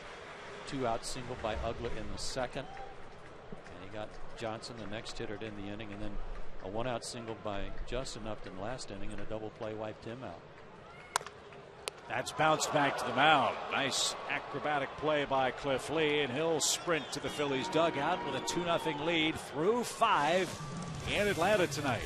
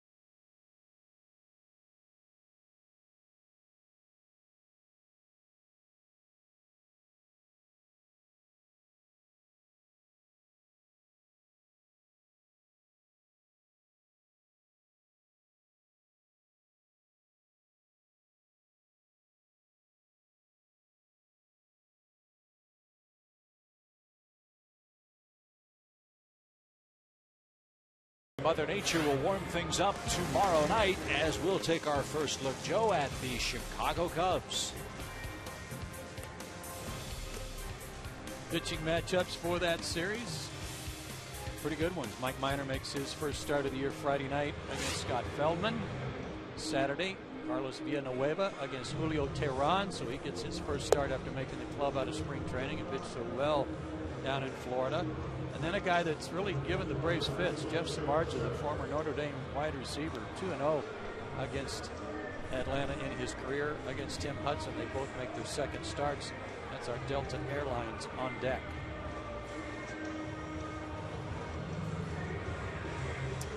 Chris Medlin's night is through after 5 innings. He'll give way to Corey Guerin. He'll answer the AT&T call to the bullpen. Medlin 2 runs, 6 hits in 5 innings. His very impressive record-setting streak of games won by the Braves when he started in jeopardy tonight.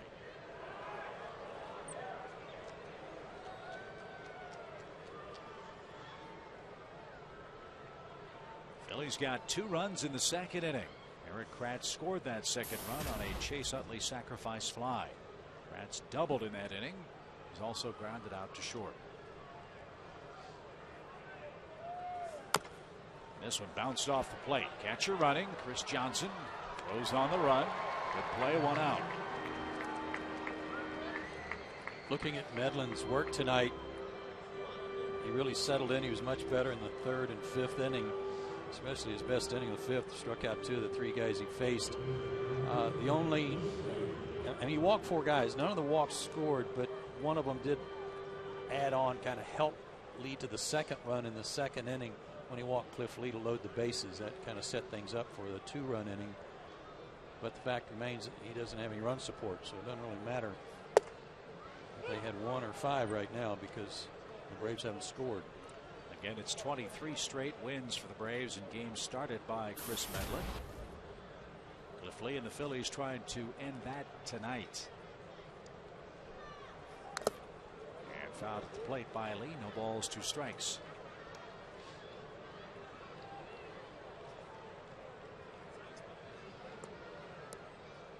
Pitcher spot due up second in the bottom of the inning for Atlanta. So this will be Guerin's only inning of work. Just hold him right there. Braves got some news today.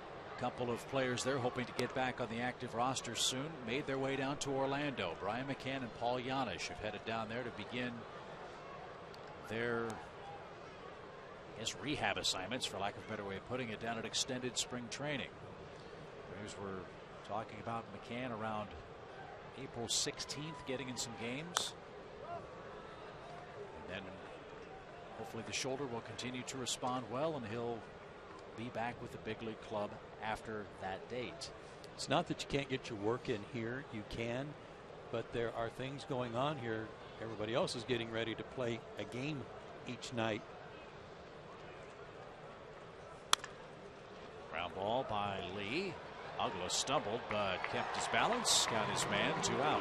So going down there, you're hoping for good weather, even though I know it rained a lot down in Orlando today. But get down there, get some better weather, maybe a little warmer, and get a few more reps in an effort to get those guys ready. Brian was really excited yesterday before the ball game. Took a lot of batting practice, went out the bullpen and threw in the outfield with Eddie Perez. Felt the shoulders, feeling great, and that's obviously great news for Brian and the Braves. So we'll keep you posted on his progress as Ben Revere hits and takes a called strike. It's that kind of night. That's a good shot in the dugout. The hooded sweatshirt and the coat over the top of that, and sit up on the top seat where there's probably a little heat from one of the heaters that bounces up off the ceiling. And the real old guys are smart enough to grow beards. Might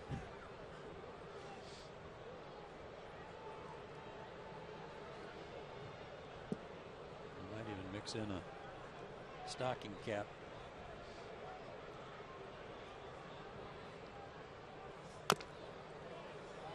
We understand again the weather for the weekend expected to be a lot more comfortable. It's supposed to be in the 70s, I think, Saturday and Sunday. He'll certainly take that with the Cubs in town. Don't forget, Friday nights here at the ballpark. First pitch at 7:35.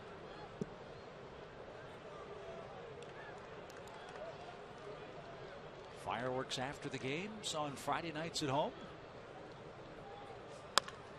As Revere tries to split the gap in right center, Jason Hayward on route but recovered.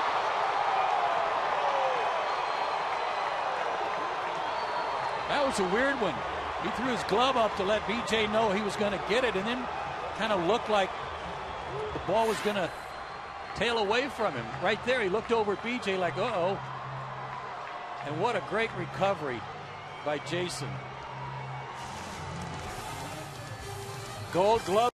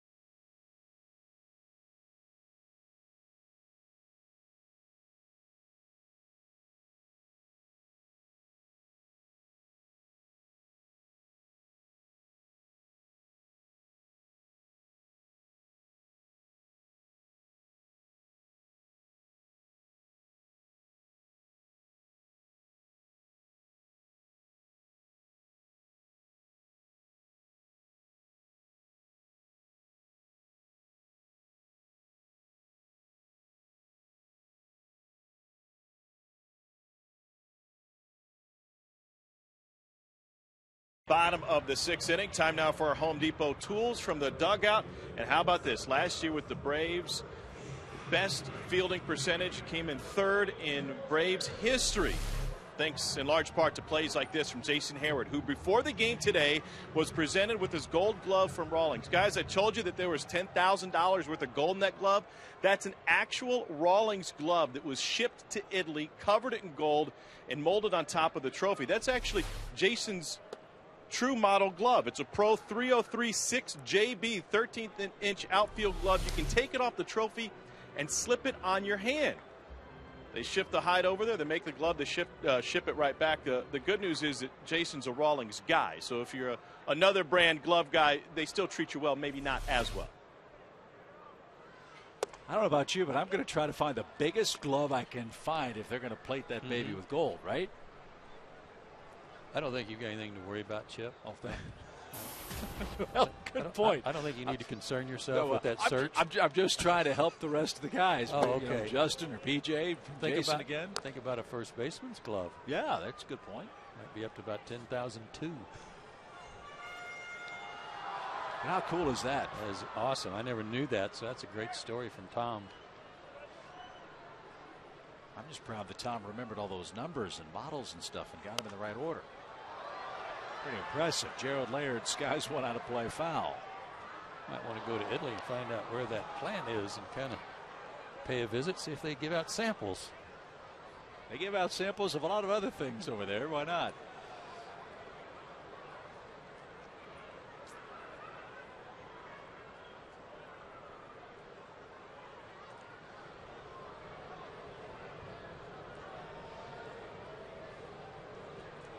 Braves have 2 hits tonight as we approach the top of the 9 o'clock hour on this misty, cold, raw Thursday night.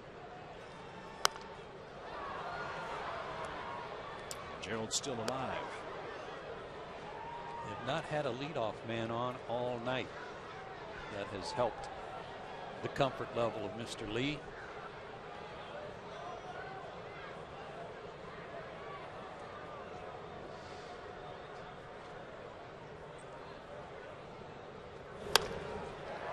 Towards second. Utley bobbles, can't corral it, and Laird's aboard. And that is the first leadoff man of the night to reach for the Braves. We'll see how that's scored. We've seen a lot of balls cued tonight that did some funny things, and this is another one. This was hit right off the end of the bat, and when it hit in the dirt in front of Utley, he lost sight of it. He lost track of it because of the funny bounce.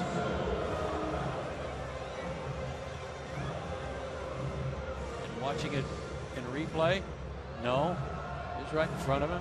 He just missed it. E4. I thought it took a funny skip on him. Not so. So Reed Johnson, such a big part of Braves bench last year. After coming over from the Cubs, he'll have a chance to pinch hit for Corey Guerin now.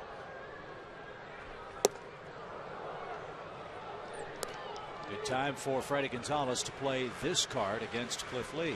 I'll say great numbers against him. And we go back to some of the misfortune of Cliff Lee last year. He didn't win his first game till July 4th.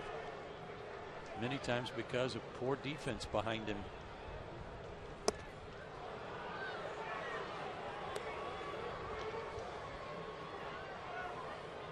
Two good pitches, well disguised, two off-speed pitches that had Reed chasing him.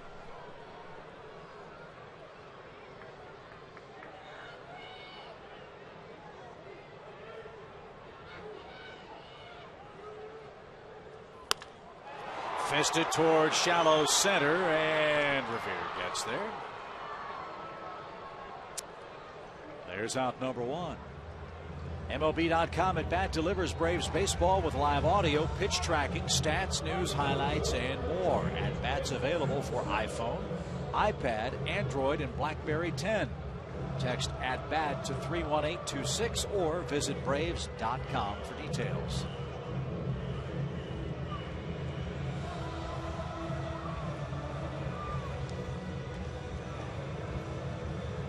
Now the lineup card turns to the number one spot. That's Andrelton Simmons.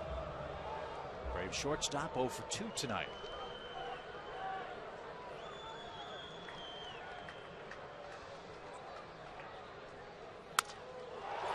Fly ball left center. Plenty of room for Dominic Brown. Laird back to first with 2 outs. You got to hit it under radar to get it out tonight. Well, think about this so far tonight. I count on just a couple of 3 fingers how many balls have been hit squarely tonight against Cliff Lee. His ball's moving, and it's moving away from the sweet spot to the end of the bat or the handle. Nobody can square anything up on a cold night. He's really mixed his pitches, changed speeds well. And true to form, has not walked anybody. And it seems like he's thrown strike one to almost every hitter. He does to Hayward, who's 0 for 2 tonight.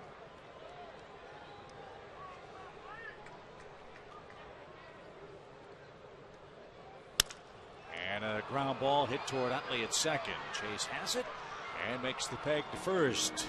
Cliff Lee pitches around the Chase Utley error in the 6th inning.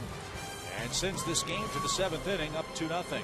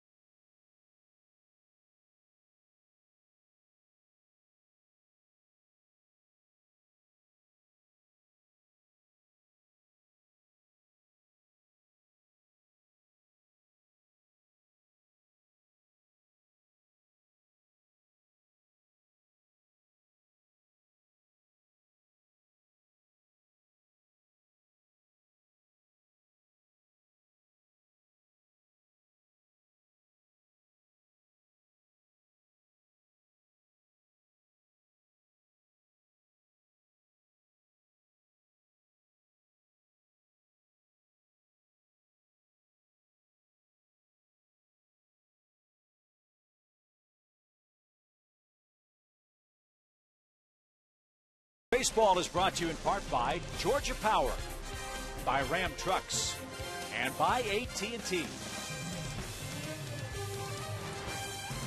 Corey Guerin out of the ball game after a spotless inning of relief. He got the Phillies 1-2-3 in the 6th inning. And now Jordan Walden will answer the AT&T call to the bullpen. Former Angel made the Braves club out of spring training. Hard thrower, upper 90s. Just needs to throw strikes. He's going to be a valuable part of the bullpen if he can come in tight situations and blow people away by throwing it over the plate. But no questioning his arm. Live arm. But not an easy inning for him. He's got Rollins. He's got Chase Utley. He's got Ryan Howard coming up. And Jimmy Rollins, the subject of our cold hard fact, brought to you by Frost Coors Light. Boy, look at that. It's not even close. Jimmy Rollins, a wide margin over Jose Reyes, who is second. Chase Utley in there at third. Mike Lieberthal. How about it? Another former Philly. So 2 more hits for Rollins tonight. He's also walked in the game. Our pal Jerome Jurinovich from Braves Live came in just now and showed me the temperature in Philadelphia right now is 44 degrees. It's 40 here.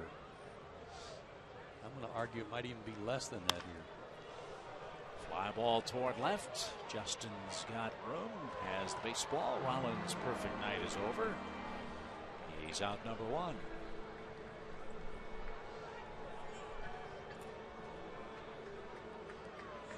Well, oftentimes you'll see teams play a series and the last game is a day game because you want to either get out of town or help the other club get out of town as a courtesy. It's really a benefit tonight, even though it's cold and nasty, that this was scheduled as a night game. I don't think the Braves could have played today at 1 o'clock, as foul as the weather was. Yeah, I'm not sure they could have either. Still misty, rainy at 1 o'clock. Right now it's just more like frozen fog.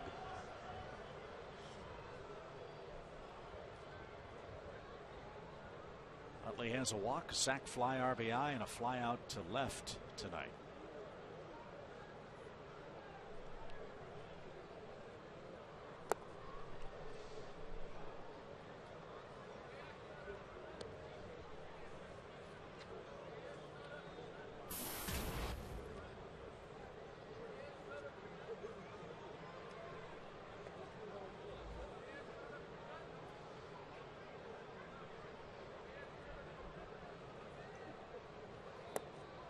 Wonder what the Phillies will do with Chase Utley, a potential free agent at the end of this season. I don't know what they have in their minor league system that might be ready to move up if they choose not to re-sign him, but I have a feeling they're just wanting to see him healthy, just to find out if he's back to near 100%. Because he's off to a good start.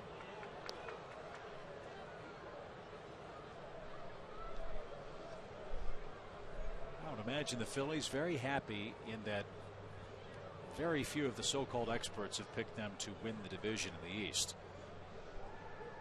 Many are,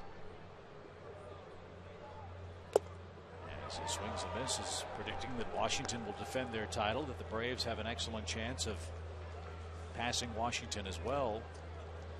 But you have read and heard very few say that the Phillies have enough to pass either the Braves or Washington, and I would imagine these guys in this Philadelphia locker room, as Utley lines one to left for a 1-out single. And a lot of those veterans who've been through all the wars and been through all those playoff matchups say, okay, we'll show you. And Utley's doing his part at the plate in this series. How about that swing? 95 miles an hour behind in the count, just served it into left field.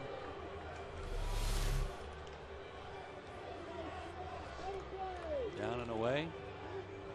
And again, great use of his hands, hardly any follow through at all. Well, they can take exception to the lack of respect some of the prognosticators were putting out there, Chip, but I think so much of it is going to fall on the laps of Kyle Kendrick, their number 4 starter, and John Lannon, who we know from Washington as the number 5 starter. That and Doc Holliday. Is he going to be okay? Is he going to be anywhere near his old form? He did not appear to be anywhere near that form last night.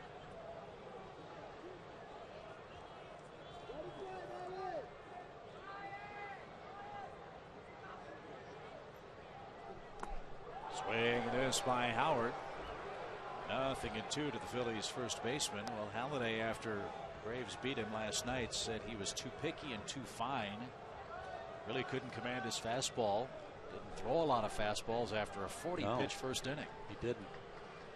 Bunch of strikeouts, but most of those were on off-speed pitches. Howard hits it a ton to center. BJ going back. Still going back on the warning track. Makes the catch with his back up against the wall. Utley had to re-tag and makes his way back to first. Boy, Howard just missed a long home run.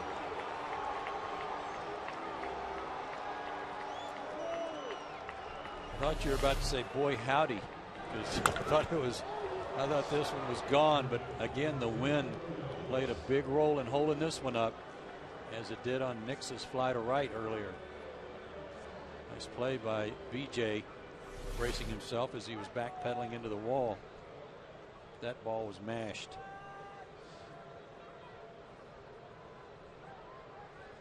Two outs for Michael Young.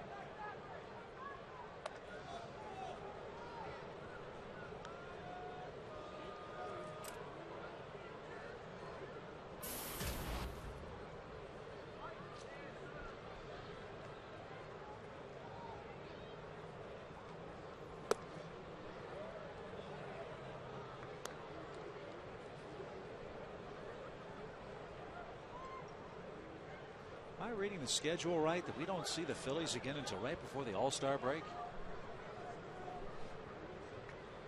Yeah, I think it's July, August, and September trips to Philly. Yeah, July 5th. I believe is the next time we see him. It's very odd.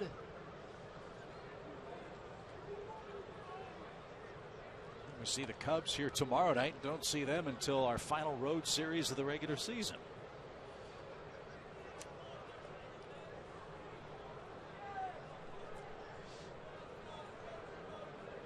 Two balls, no strikes for Young.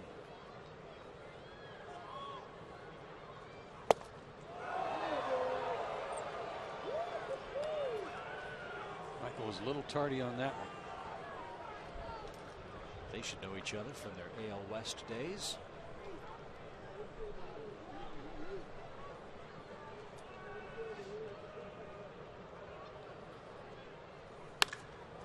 That's hammered right center. Upton and Hayward. It's BJ making the play. There is not much space for a hitter to split the gaps with this terrific Atlanta outfield. And as we head to the bottom of the 7th, Justin Upton, Freddie Freeman, and BJ are coming up, down just 2.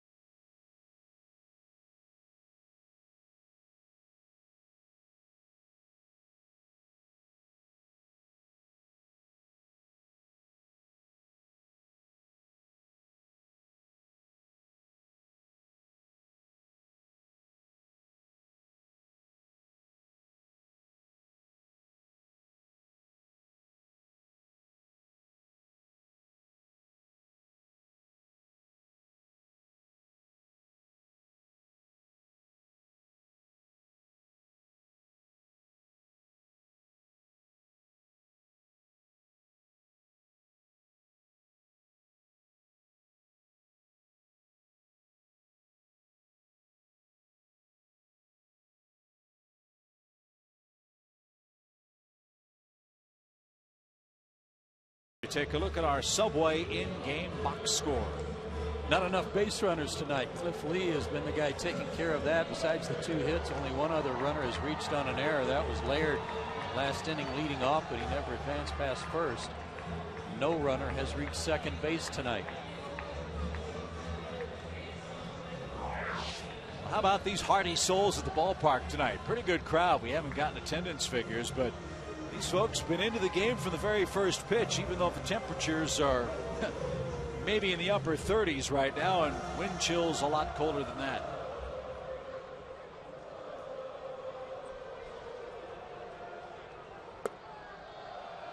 So let's see if Cliff Lee falters here in the latter innings. He's up 2-0 and into the 7th with a 2-hit shutout. Only 88 pitches, though, and nothing stressful for him so far.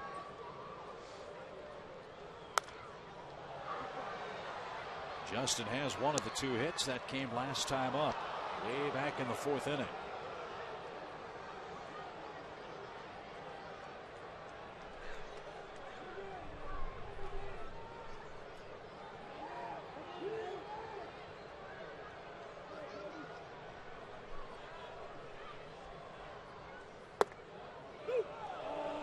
At the knees, 1-2. If you're thinking, well, the Braves, with all the home runs they've hit the first 2 games, 3 each night, they could turn this around in a hurry, and they can. But you better hit it to straightaway left. Michael Young and Brian Howard both smoked some balls last inning. And Lee takes care of Justin, a called 3rd strike. That's a 7th.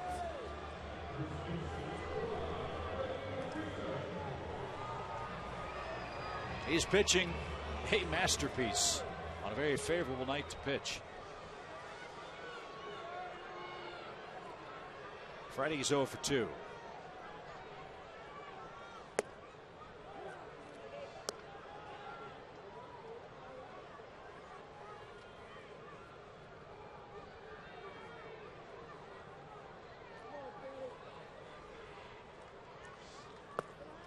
Any thoughts on the trivia question?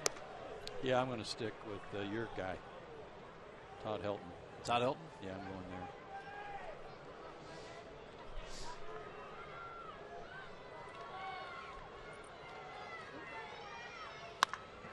High, mammoth fly ball deep right, but the wind's got it. Nope. Under radar, boys. Not going to go with the flag blowing like that. Again, if this were Monday night, there'd be a ton of balls already in the seats, including this one. As I just said, if you're going to hit one out, you better hit it down the left field line.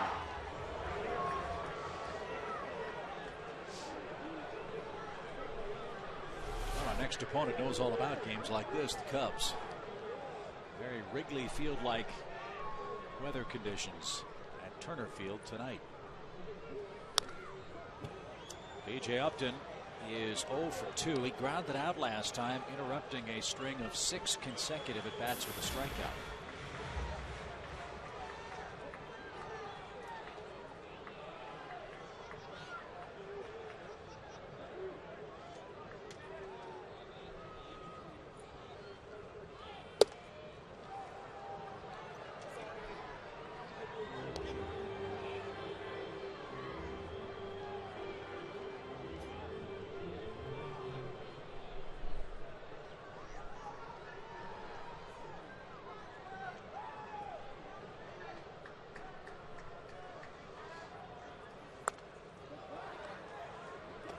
Good pitch there. Lee still throwing 91. It's been about his best tonight. He might have had a 92 earlier tonight.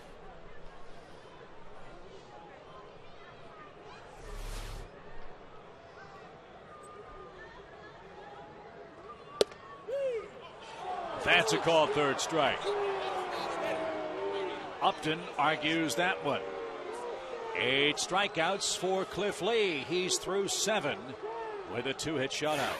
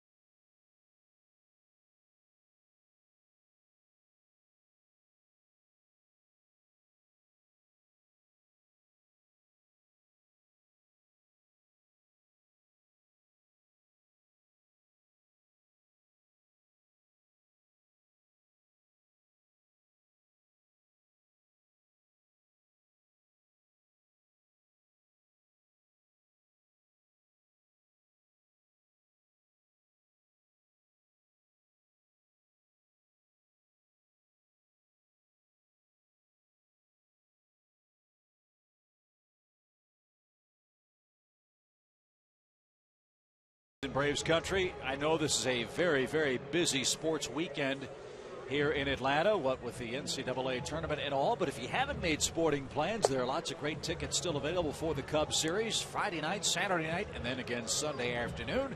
The opening weekend series with the Cubs is presented by the Home Depot. Arrive early on Friday and Saturday. You'll get a Georgia Power magnetic schedule.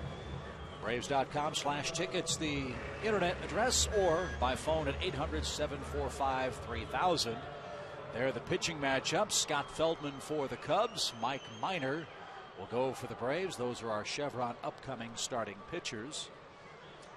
As the Cubs come to town, winners of 2 of their first 3 games. They won an opening series against the Pittsburgh Pirates.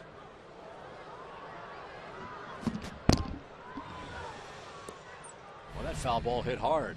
Anthony Barbaro answers the AT&T call to the bullpen. That one almost hit us. Wow. You know, Dominic Brown was that strong.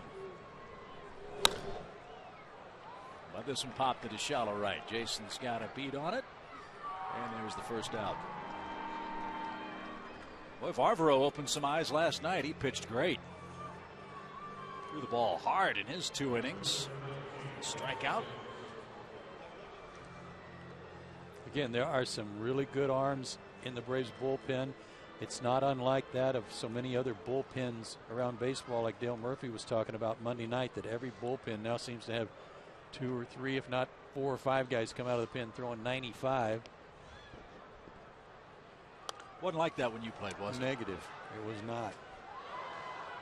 You had to deal with the likes of Goose Gossage or Lee Smith that were very hard throwers in their own right. Raleigh Fingers threw hard. Really? Yeah, he was 93, 94. I guess the other way that the game has changed is that when you speak of those guys, they weren't just 1-inning guys. Goose Gossage would come in and throw 3 innings of relief in the mid-90s, right? Fingers, too. So perhaps what today's modern-day relievers lack in endurance, they certainly have multiple mid-90s arms. Barbaro appears to be one of those for the Braves right now. 1 ball, 2 strikes to Lance Nix. There just wasn't a lot of 1-inning stuff. You know, you didn't turn it over to the bullpen in the 6th inning and get part of the 6th, 7th, 8th, and 9th thrown by different guys. That's what's so hard on hitters today.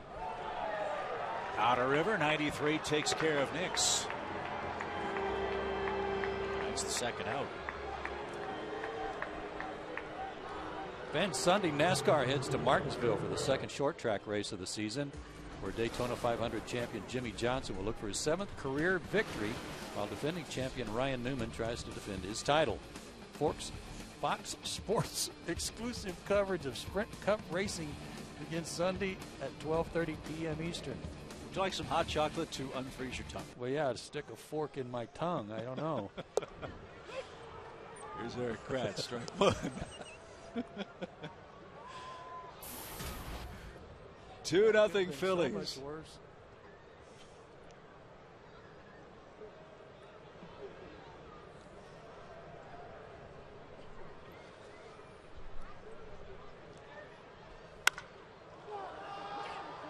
High pop. Who wants it? BJ is there, and he's got it. Barbaro, a 1-2-3, Phillies 8th. It's late, folks. It's cold. Braves down 2-0. Dan Uglo will lead things off.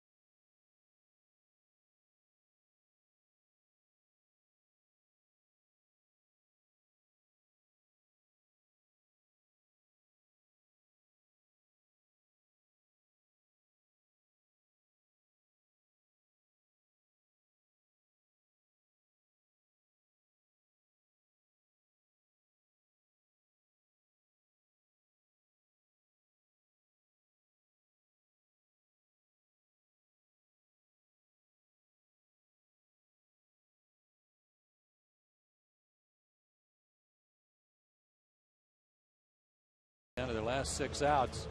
2-hit shutout working so far. No walks. That's no surprise. And 8 strikeouts for Cliff Lee. He has been on tonight in his first start. Time to look at our Zaxby's indescribably good plays, and it is Cliff Lee tonight. He has been on top of everybody. He's been ahead in the count. Limited his pitch count so that he's still fresh here in the 8th inning. Got that double play on a broken bat. Only a leadoff hitter reached, but he has been outstanding. And what a difference if he gets his first win on April 4th this year as opposed to July 4th last year. And the Phillies trying to do something to the Braves in a Chris Medlin start that hasn't happened in the last 23 outings. That is, win a game against the Braves started by Chris Medlin. All around to this point, an extremely impressive night for Cliff Lee and the Phillies. Defensive change. John Mayberry has taken over for Nix. He's in right. And Dan Ugler leading things off.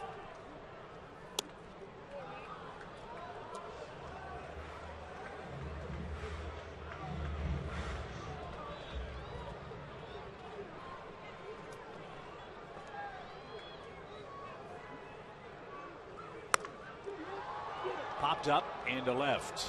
Dominic Brown has plenty of room. Well, we can't be swept in trivia in the opening series. That would just be against every bit of decency that there is. But it could happen, my friend. There's a pretty good chance. Ryan Howard's 300 career homers, 5th among current National League players. Who is first? I think we both are going to go with Todd Helton.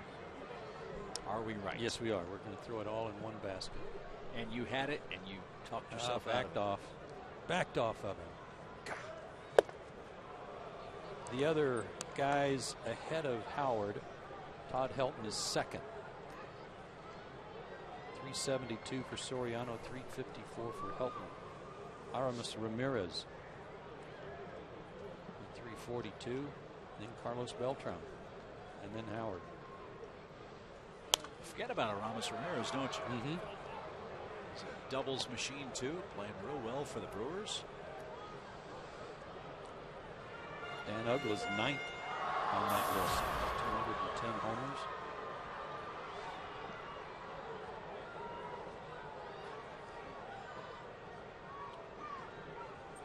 Ryan McCann tied for 20th.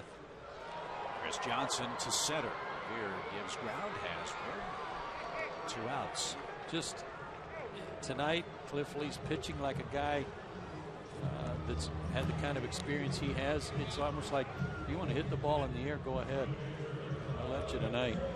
Not trying to get any ground balls, but very few guys have been able to barrel up anything. He retired 12 of the last 13 he has faced. The only man that reached was Gerald Laird, and that was on Utley's error in the 6th. Speaking of Laird, he's going to jump on the first pitch and drive that to right. And that's an easy play for John Mayberry. And the Braves are retired 1-2-3 in the 8th. 2-0. Phillies have the lead as we go to the 9th.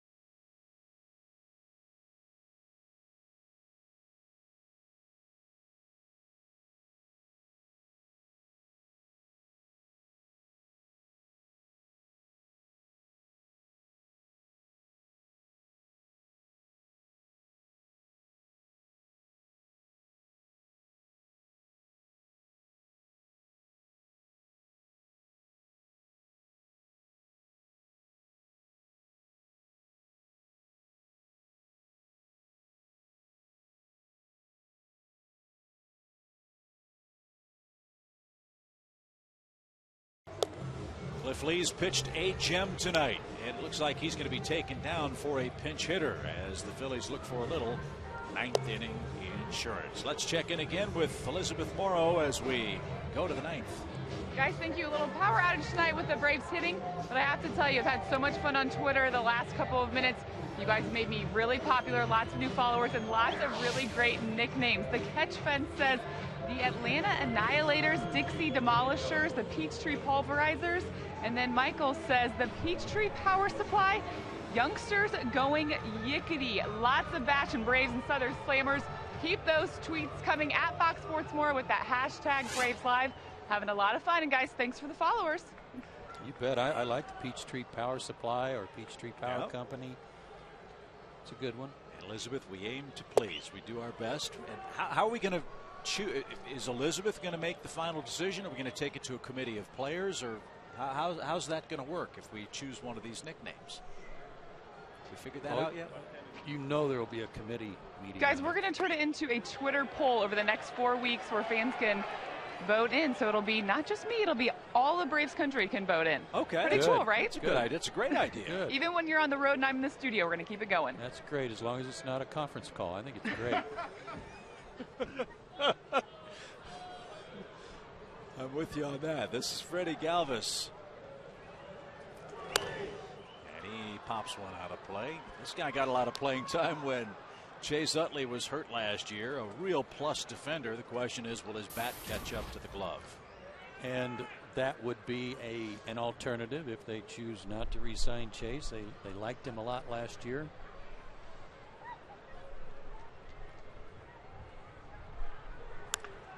Ground ball right side. Freeman got to it. Farvo to the bag. Beautiful play. Beautiful play is right on both ends because Freddie collected himself after he made the stop, but Anthony hustled over there quickly, so Freddie didn't have to really hit a moving target. Anthony was already there at the bag. Well done by both.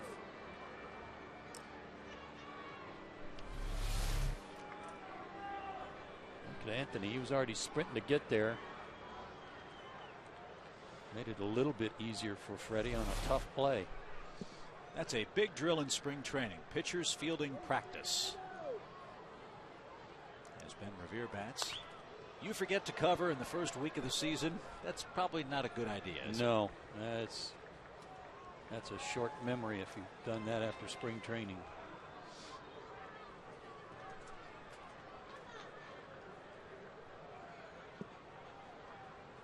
Revere hitless tonight, but does have an RBI.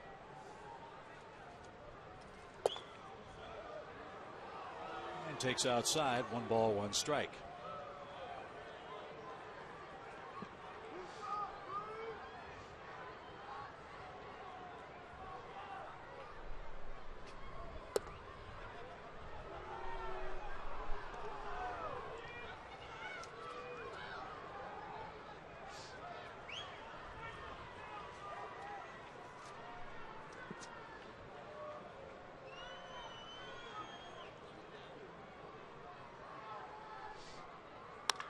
Back up the middle, and Revere's aboard with a 1-out hit.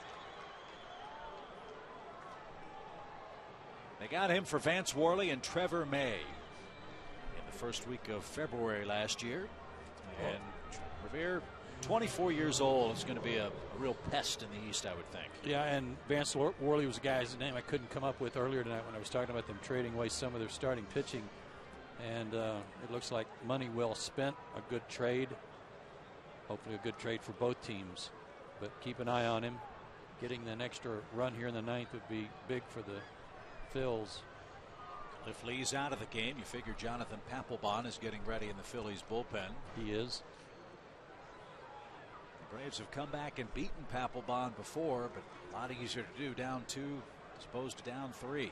Gave up 2 runs to the Braves last night, including a home run by Hayward. And you said that appearance by Papelbon could prove beneficial in the 3rd game of the series. Maybe you'll be proven right. Yeah, let's hope that what they saw last night, the guys that did see him, able to capitalize again tonight. And the 9-1-2 spots due for the Braves in the bottom of this ninth inning. Jimmy Rollins, another good series here in Atlanta. 2 for 3 tonight. And 5 for 13 in the set.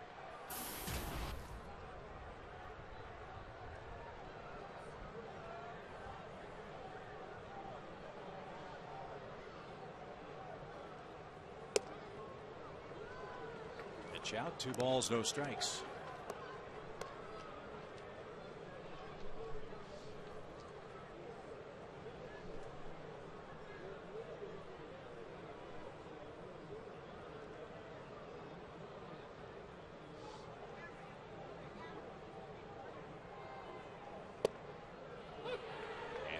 That one over.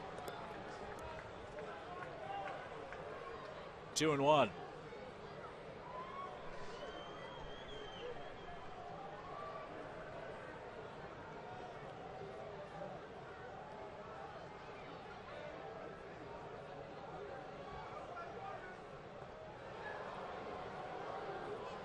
Might have been going there and late getting back to the bag.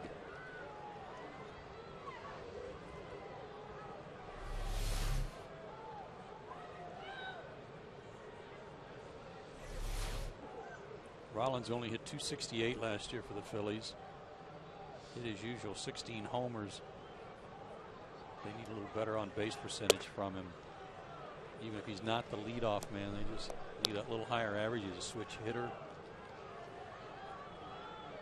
Doesn't have to hit .330, but being on base more in front of Utley and Howard will be a big boost for this ball club and their offense. I think he can still hit a fastball, can't he? Yes. Figure you'll see a lot of them with Revere on base. Revere's running and a line drive to second, and the Braves are going to turn that into a double play. Rollins hit an atom ball right at Dan Uggla, and Varvaro and the Braves are out of the ninth inning. Last chance for Atlanta. Pitcher spot due first, then Simmons, then Hayward, and hopefully more. It's 2-0 Philadelphia.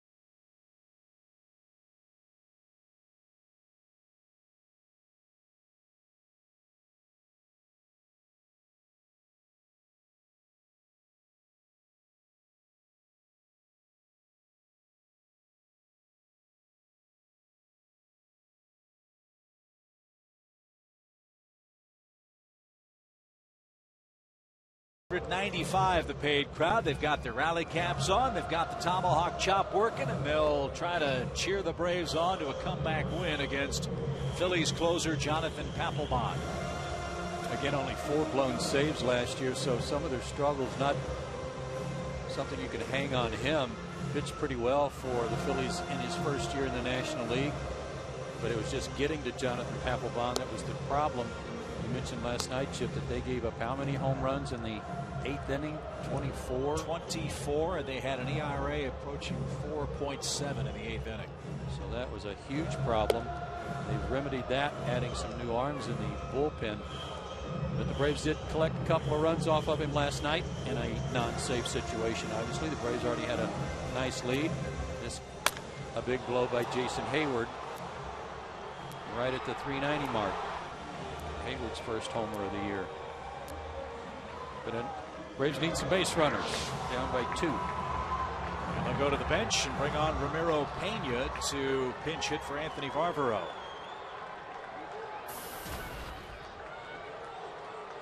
Braves do have Juan Francisco available as well, but I think to your point, maybe Pena a better on base guy than Francisco, especially down 2 runs. We'll see how it works out. Strike 1.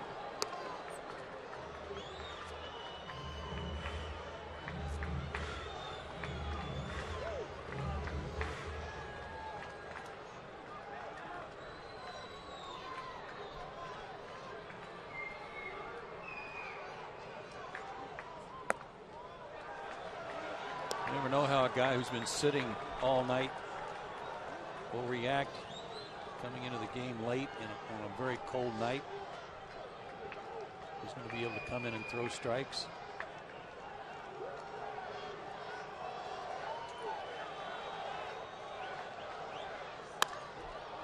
And Pena just missed a double. Not easy for guys like Pena either. They've been sitting around waiting to get into action and have to come out and face a guy like Papelbon who's throwing 93. Sure, a lot of the Braves hitters have taken the opportunity to go warm up a little bit up in the clubhouse and get in the batting cage. Take a few swings up there.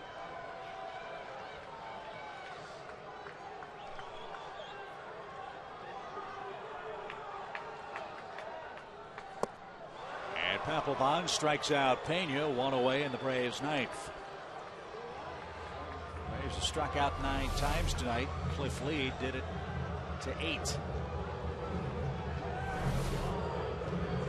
Top of the order, here's Andrelton. Braves shortstop 0 for 3.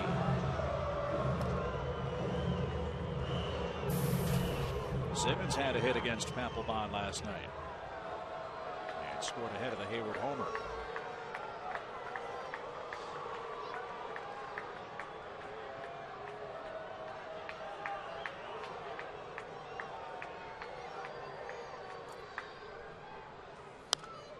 Good cut, fouled straight back, strike 1. This fastball sitting 91, 92. Not as hard as we've seen him throw in the past.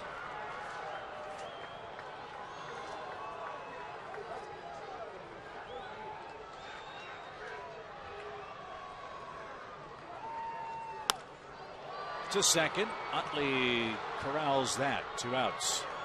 But it's up to Jason to keep the game alive for the Braves.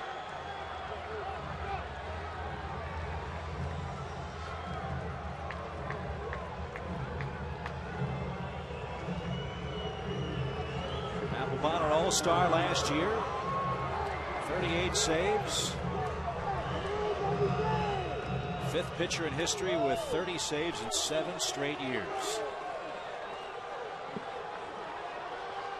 Trying to earn his first tonight.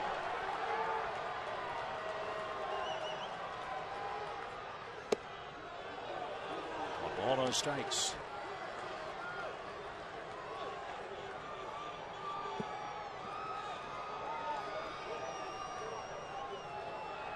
Braves have not had a man to second base all night.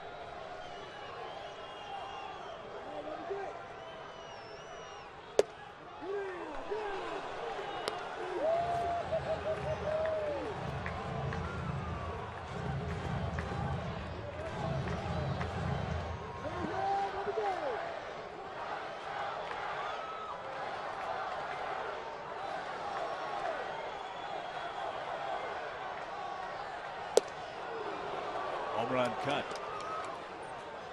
Yeah, he had a big swing there, and it was a little late as a result. Looked like a pitch that might not have been a strike.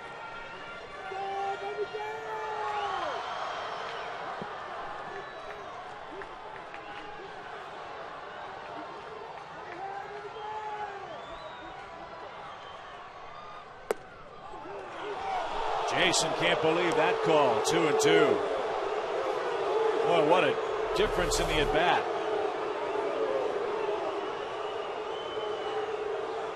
He was right. B.J. Upton was right earlier too. Instead of a 3-1 count, Hayward and the Braves down to their final strike at 2 balls, 2 strikes, and 2 out. And he fished and comes up empty, and the Phillies avoid a sweep. Cliff Lee and the Phillies shut out the Braves by a final score of 2-0 on a frigid night in Atlanta. First regular season loss for a Medlin game since May of 2010. And the streak ends at 23 straight. So start. Please enjoy a 2-0 final. Back to Turner Field in a moment.